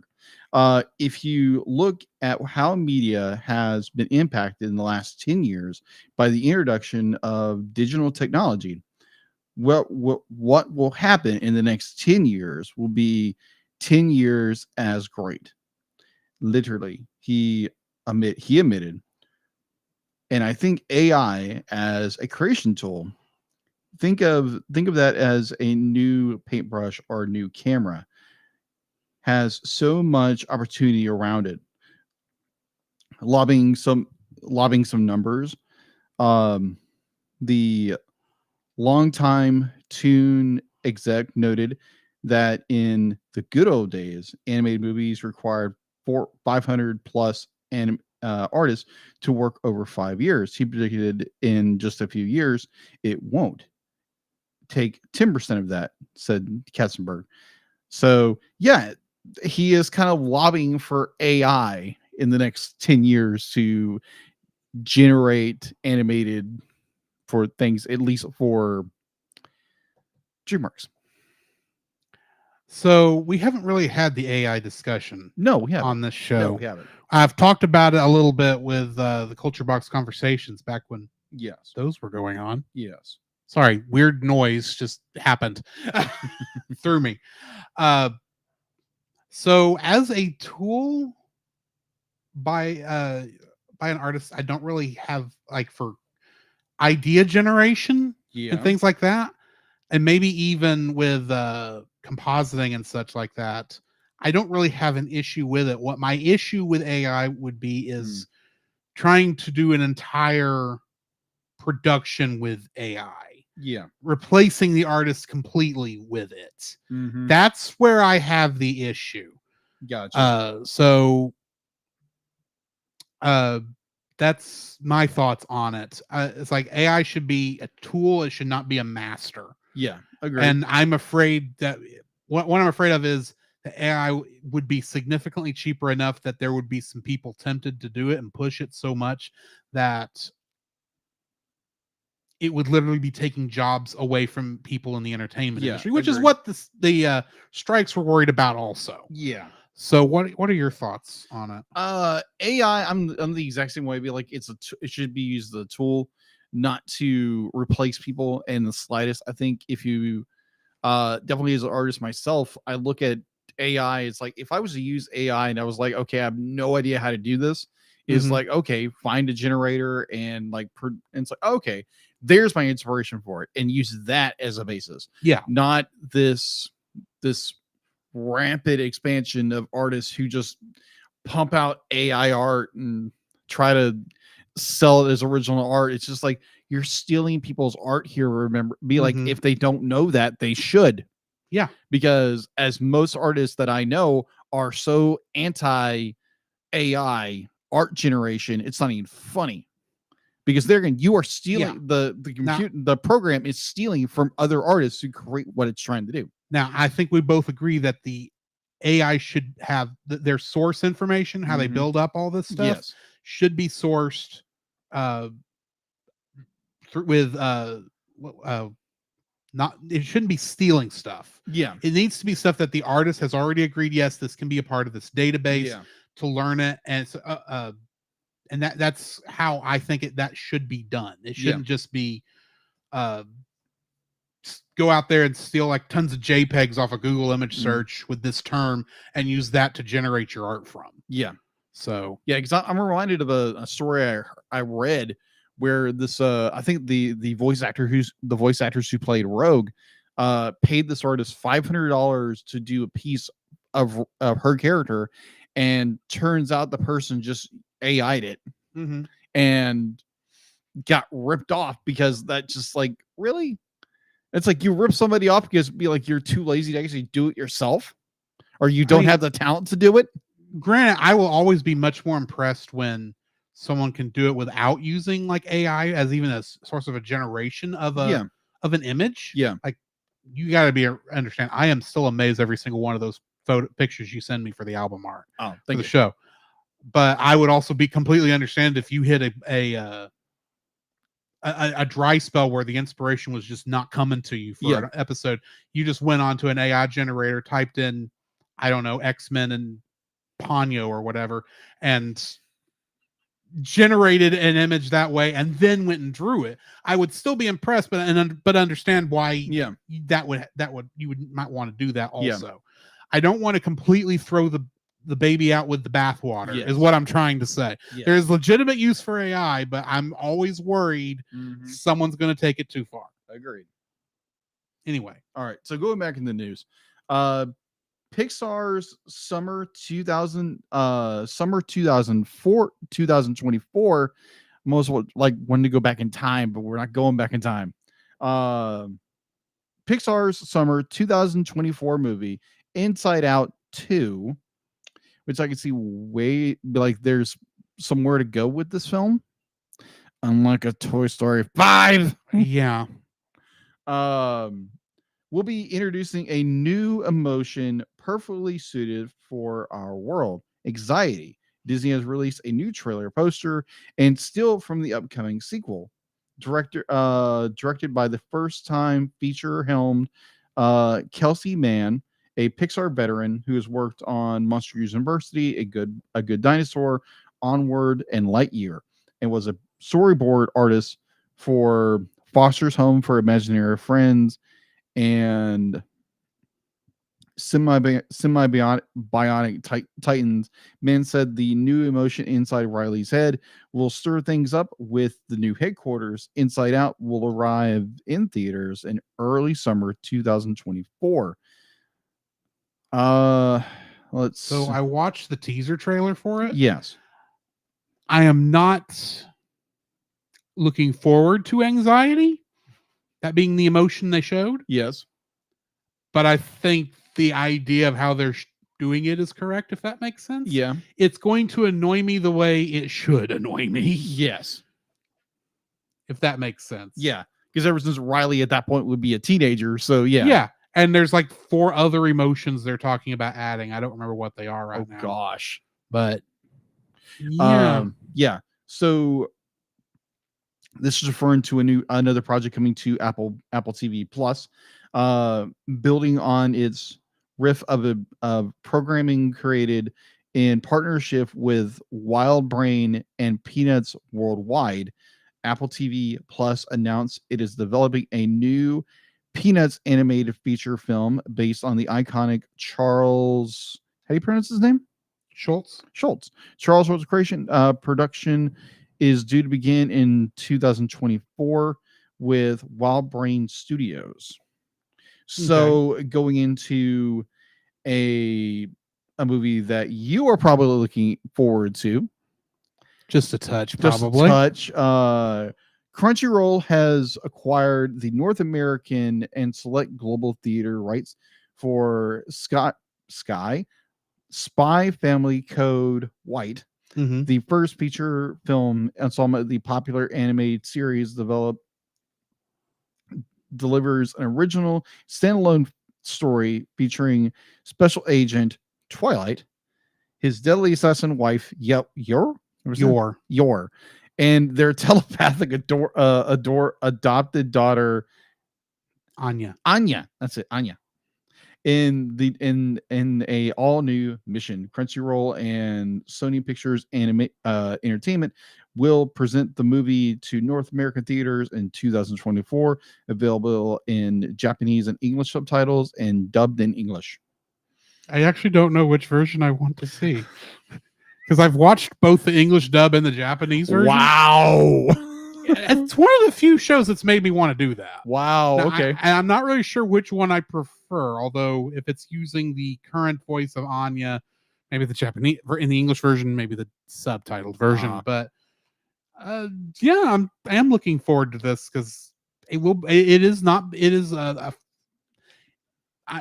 an original story for the movie. It's not based on a part of the manga, so it's going to be a side story thing, but it is being worked on by the original writers, creator of Spy Family. So apparently this could be fun either way. Yeah.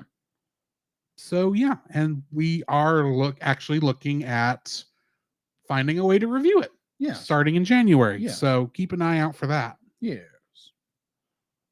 So yeah, that's all I have for the news. All righty. Then why don't we jump into the end of X-Men? Previously on X-Men.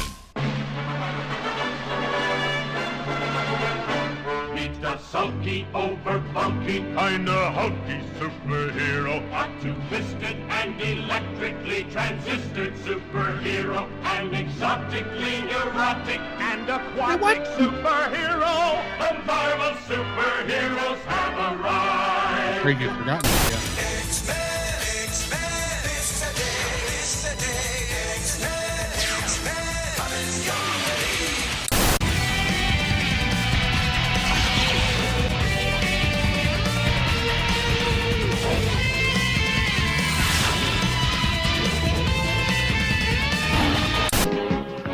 Spider-Man and his amazing friends, Iceman and Firestar.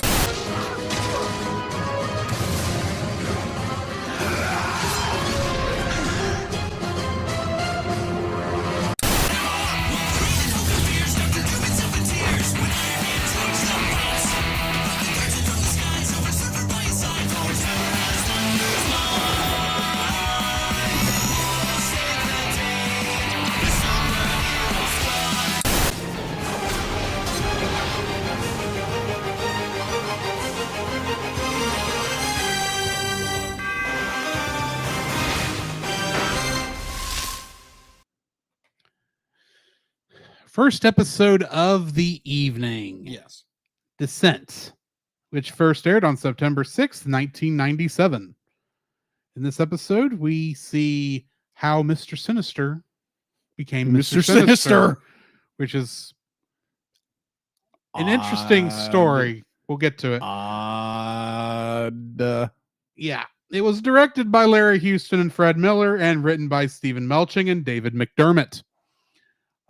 There are only 2 actors listed for this entire episode. I wonder why.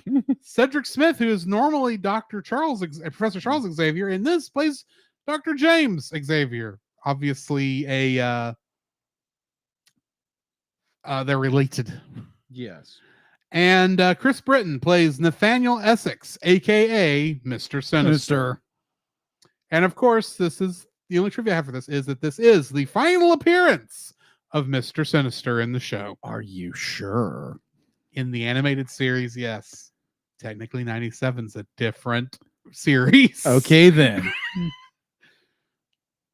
So, what are your thoughts on this episode that looks like it stole all its backgrounds from the Great Mouse Detective? Blah, blah, blah, blah, blah, blah, blah. Boring.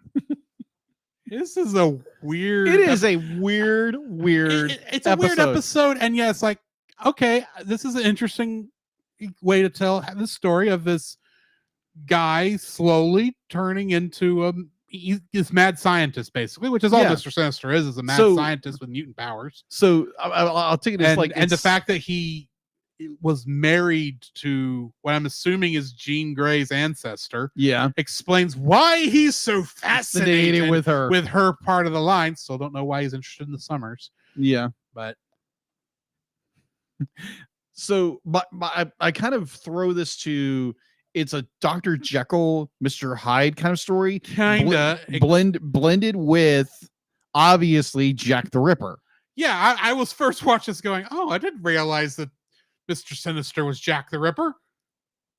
Wait, he isn't. And also Dracula. he's really more Dracula than anything else. Yeah, exactly. It's got these blends of these very classic horror. It's like Dr. Frankenstein and Dracula merged into one. Yeah, exactly. When I was watching this, I remember thinking, if this is how you're going to show the beginning of the story as to how the public learned about mutants and why there is this segregation, this deep-seated hatred, that's fine. At the same time, I don't care about anybody here, especially not a version of Charles Xavier that looks like he had a date with a Klingon. Because he's got head ridges like a Klingon. And he's got Wolverine's haircut. Yeah.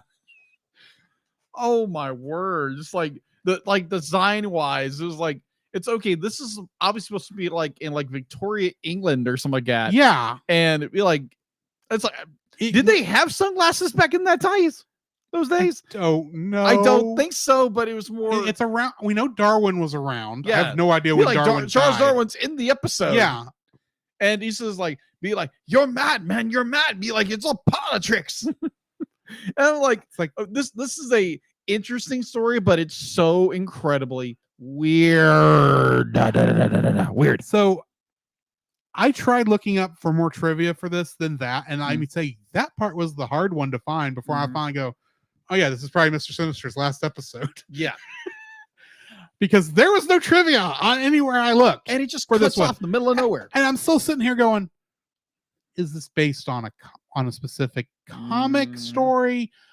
I could have sworn from other research I'd done that the reason Mr. Sinister is the way part of the reason he is the way he is because Apocalypse had something to do with him. So because that should be connected, but then separate part of the multiverse, fair, it can be whatever. But I'm sitting here when he first shows up on the screen, before they even tell us his name, that he's Nathaniel Essex. Yeah. I'm sitting there going, why is Doctor Strange here? That's what he looked like.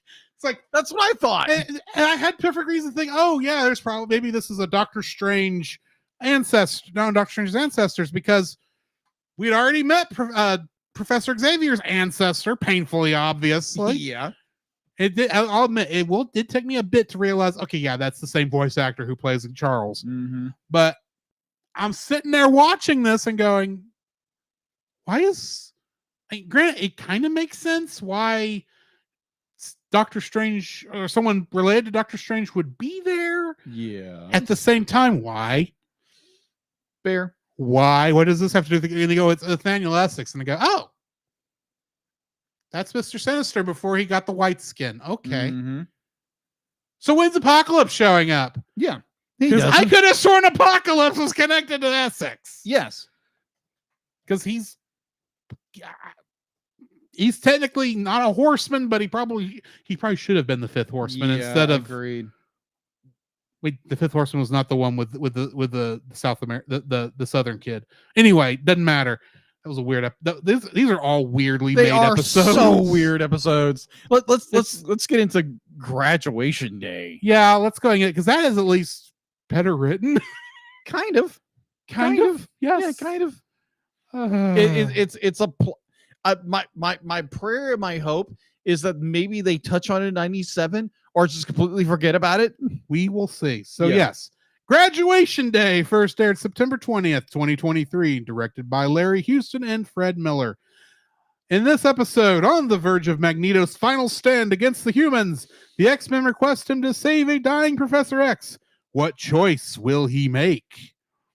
And because this is the last episode of X-Men the Animated Series, I get to go over everything.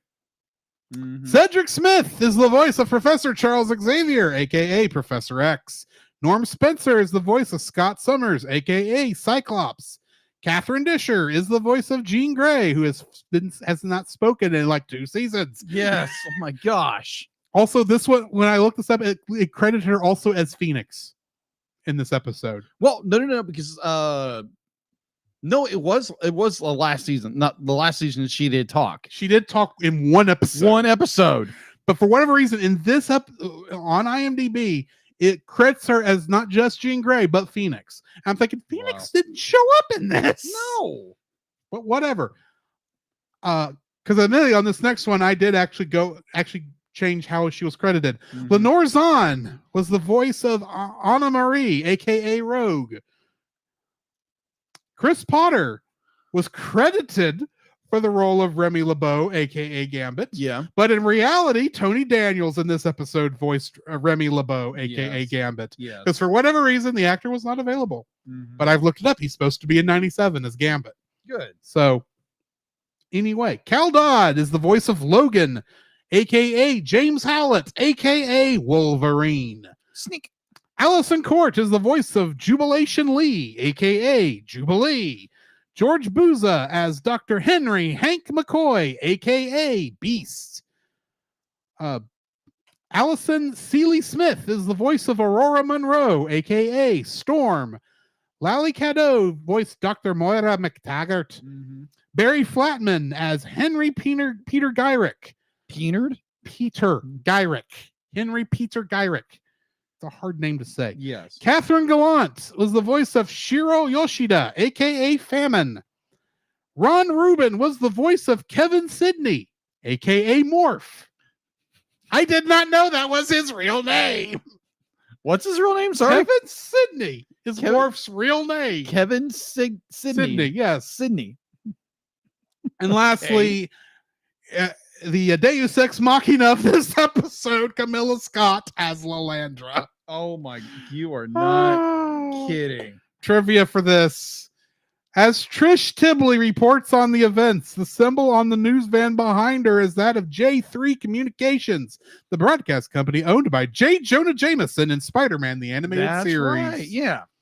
Originally, a whole pantheon of Marvel superheroes were to make cameos in this episode to bid farewell to Professor X. However, this was cut down to just the X-Men because of time constraints and money, probably. Yeah. In the comics, Genosha's location has been depicted as far as off the southeastern African coast. However, according to the map Cyclops is consulting in this episode, Genosha is located in the Mediterranean Sea. In this episode, Henry Peter Gyrick has black hair instead of brown hair, and he no longer wears glasses. This episode actually was loosely based upon the Uncanny X-Men number 200 from 1986, in which a dying Xavier is saved by Lalandra, taking him to where he is fully healed but cannot return. So we can't blame this fully on a Deus Ex Machina. And finally, the last bit of trivia I have for X-Men the Animated Series is that this episode is the last episode. Yes. Or was it? I thought the Sinister episode was the last one.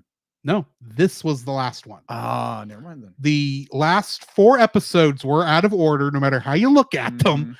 And this one, and because in the original it was set up, it actually went Descent, then one of the ones from last week. Yeah. Then the other one, the first one of that OS2. Yeah. I don't remember what episodes we reviewed last week. and then Graduation Day. Yeah, it was like Old Friends and I can't remember the other one because it was Old Soldiers and Old Soldiers. That's and right. I don't know. Yeah, I'm sorry. It's been a week. Yes, it has. So yeah, last episode of X-Men the Animated Series, though not the last one we're reviewing. Yes. What are your thoughts on this?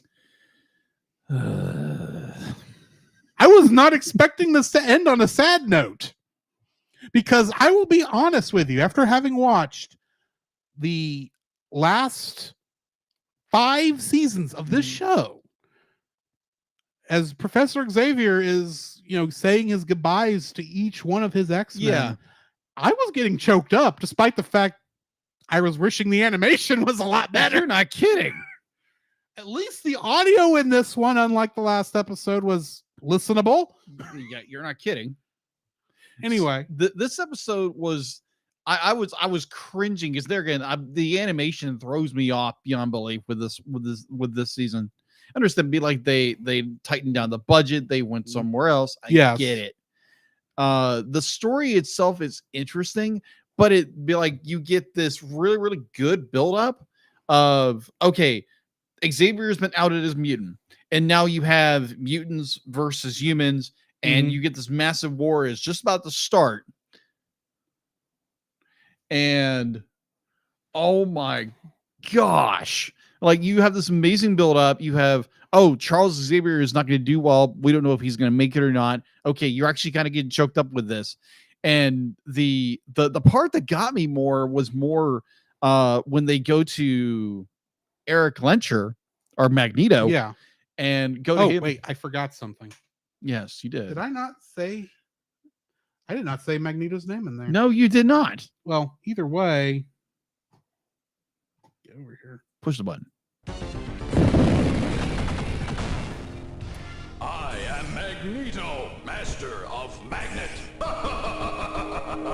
Admittedly, I had to reorder these to make it all make sense, and I may have skipped over him. Sorry, Magneto. Don't kill me. I don't have any metal in my body. Really? You don't think except for the iron in my blood, but yeah, it's not too much iron. Have you seen X-Men 2 X2? That's why I said it's not too much iron. Okay. But that scene in particular where they go and track down Magneto, the whole enchilada trying to get to him, and they finally confront him with what's going on, and Magneto's be like, yes, my time has finally come. We can destroy the humans. And it's like, be like, the X-Men persuade him to go and help his only friend. And I thought that was so touching because it was like, Eric is his moment is finally arrived, and he's like, I have to save my only beloved friend, and he does it. And I was like, wow, that scene hit me more than the sappy he's saying goodbye to the X-Men. I'm like, wait a minute, you're Charles Xavier. This is a cartoon. You are not going to die. And then it was like the last episode. I mean, it wasn't the fact that he was going to die that got me. It was he's finally actually he's saying goodbye no matter what. Yeah. And he's saying some good things. But there was a point when he got to Storm, and I go, and I was there going, no. And you've gotten over your claustrophobia. No, wait, no, you haven't. Yeah. Why are you in a room then? Anyway. Why are you in a room with a full of people? That'll never get old. That'll never get old. Wait. Claustrophobic much? Wait till the next episode. We're reviewing. I've got a joke. Oh, crow.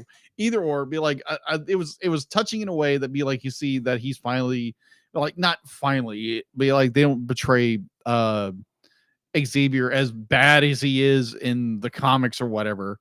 Because if you like deep down be like, oh my gosh, this guy was not a good dude. No, he wasn't. And they really started going worse and worse with him as time went on. That's why I like the Xavier in this show and in the movies so much better. Yeah, exactly. Than the actual Xavier in the comics, where it's like, dude's a jerk.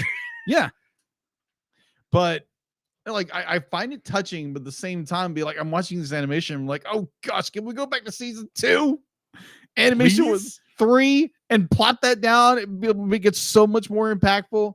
And then you get the Lalandra's Deus Ex Machina kind of come in at the last minute because they need Magneto to boost Xavier's powers, which both is weird. It is weird. This is something he can do with his powers, and yet it also makes sense. Yeah, in a way. Because I'm assuming it only works with psychics and telekinetics. I guess either way. But it was like the way they explained it made sense. But overall, I enjoyed where Magneto has to choose. Does he choose what he desires to do, or do he choose what he needs to do? And I'm hoping and praying what they do with X-Men 97, because obviously Magneto is in the show. Obviously, yeah. He's one of the confirmed returning characters. Yeah, he's one of the return characters. I did find it cheesy the way it ended. It's like, oh, they're looking fondly as the Shi'ar ship goes off. Be like, oh, I'd be like, I may be leaving you, but I won't leave you in spirit. I'm like, okay, that's cheesy. It's good, but it's so cheesy. Yeah, but it's like it wasn't a great send off. I thought they could have done better. there again, the animation in this season is so poor. It's not even funny. Granted, there are some little spots here and there, like the very beginning of season 5. It looks amazing, and then it just gets worse and worse. It just degrades and degrades and degrades and degrades, and it's just like, oh my gosh. I hate to say it, but the season 4 finale was better.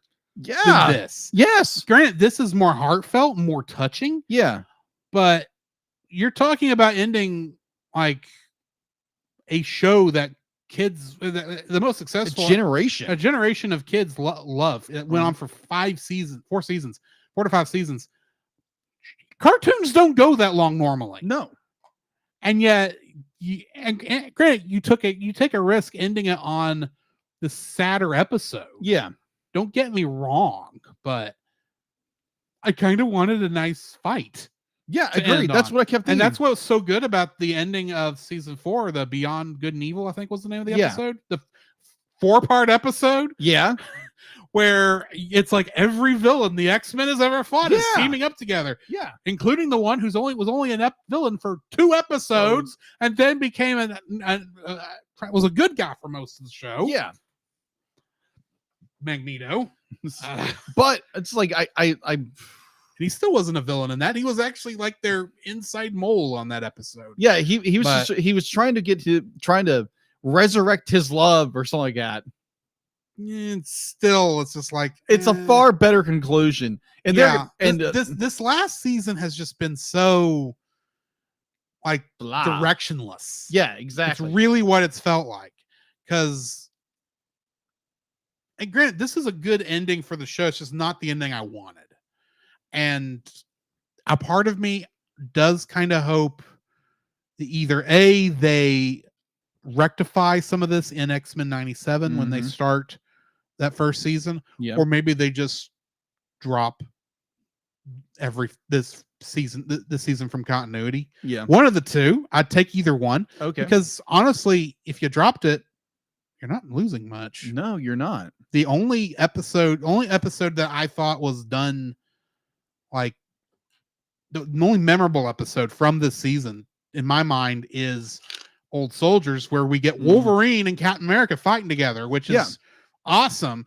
Keep that. Show me more of that, please. But the rest of this, you're not losing much. Yeah. By this falling out of continuity. Yeah. So.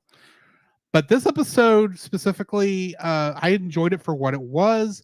It was, even though it was very much it was a build up to nothing. Yeah, agreed. It felt like it was kind of leading to something and then just dropped it at the end. Granted, it's not. It's supposed to be a sad episode. Say we're saying goodbye to the show, basically. But at the same time, it's like, this is. I want to go out with a bang. I don't want to go out with a whimper. And this felt like I was going out with a whimper. Yeah, agreed. And not because it's a sad episode. Yeah. It's just, it's not even really done that well. Yeah, agreed. So, especially if you go to the trouble of bringing back Gyrick, who we haven't seen since season 2. Yeah. So, I mean, like, I didn't realize it was Gyrick when we showed him. No, like, they never say his. No, they do say his name at one point. They do say it's Gyrick, but I was like, this doesn't even look like could the have same been character. Anybody. Yeah, it's like you could have said this was Joe Schmo for all it mattered. Yeah, but yeah, because like you have this great tension with the B plot, and the B plot is completely dropped. Yeah, completely, because they're now like, we've got to save Magneto, we got to save Professor Xavier, and then now I will say I appreciate them bringing Morph back. Yeah, as much as Morph is not my favorite character, right? Morph, you're so funny. He started the show with the group. It made sense for him to be there at the end, even if it was just a cameo appearance. Yeah, be like, so I enjoy it where Charles is like, giving credit where credit is due with all the characters, and be like, oh, you finally found a home. You're finally home.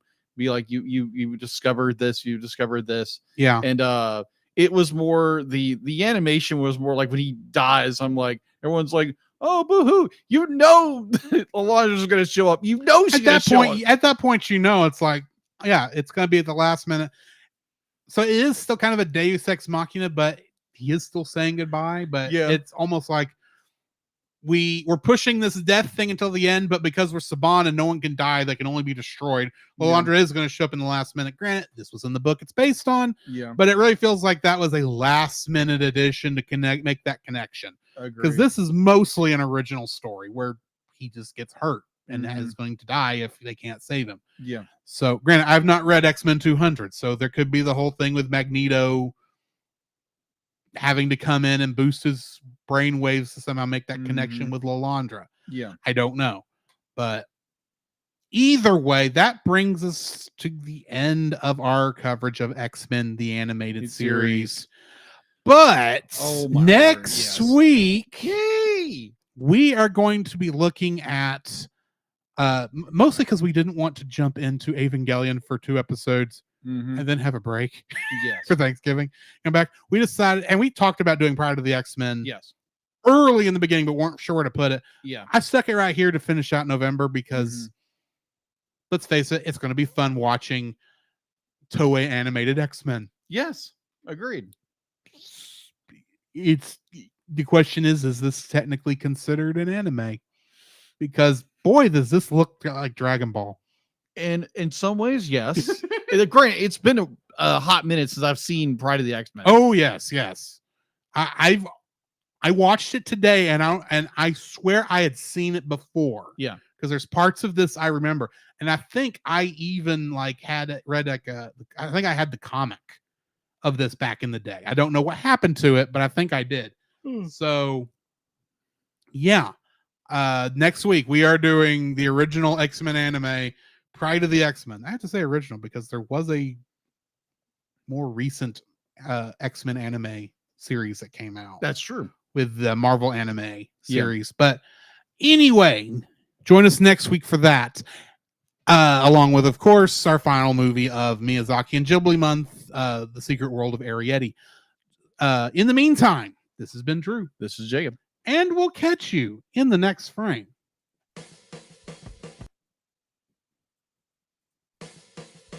You can follow Jacob on his Facebook at Jacob B. Heron. His Facebook page, Jacob's Daily Art Corner, where he tries to draw each and every day. His Instagram at Jacob B. Heron. His Twitter at Jacob Heron. And his Letterboxd at Jacob Heron. You can find Drew on Facebook at Drew Dodgen. His Facebook page, Drew's Photobin, to see his photography. His Letterboxd page at GGeorge759. His Twitter at GGeorge759. And Instagram at Drew Dodgen. You can like us on Facebook at the Cellcast Podcast, on Twitch at the Cellcast Gaming, on YouTube at Cellcast, on Twitter at cast_cell. The Cellcast can be found at Apple Podcasts, Google Play Podcasts, Stitcher, Spotify, or anywhere else fine podcasts are downloaded from. Please rate and review us where you found us, and also on Podchaser. Email us at thecellcastpodcast@gmail.com. The Cellcast is a proud member of both the Pop Americana and Culture Box media networks. For more information, please see the link in the description. Our theme song is Drop and Roll by Silent Partner. And remember, that's Cell with a single L.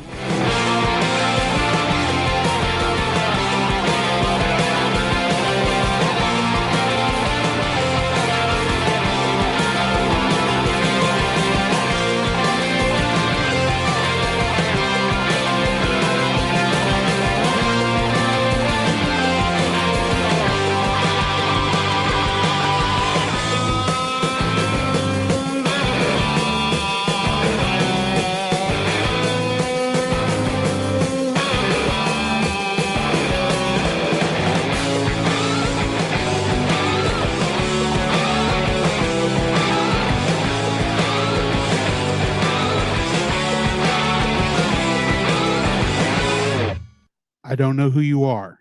I don't know what you want. If you're looking for a ransom, I can tell you I don't have money, but what I do have are a very particular set of skills. Skills I have acquired over a very long career. Skills that make me a nightmare for people like you. If you let my daughter go, that'll be the end of it. I will not look for you. I will not pursue you. But if you don't, I will look for you. I will find you, and I will kill you. Yikes! Wasn't the response I was hoping for, but that's good enough for me.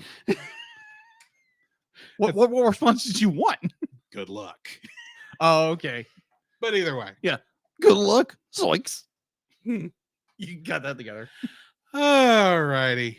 Thank you all for joining us on this episode. Yes. Let me see if I can find someone for our Twitch people to go raid. Too worried about finding that quote to It's all good. look that up. I'll send y'all over to Random Encounters. Looks like he's playing some Warframe. So Random Encounters. Okay. Yeah. We are connected through Geek Devotion soon. Ah, okay. In case you're curious. Huh. So we'll see y'all later. Yeah. Thanks, guys.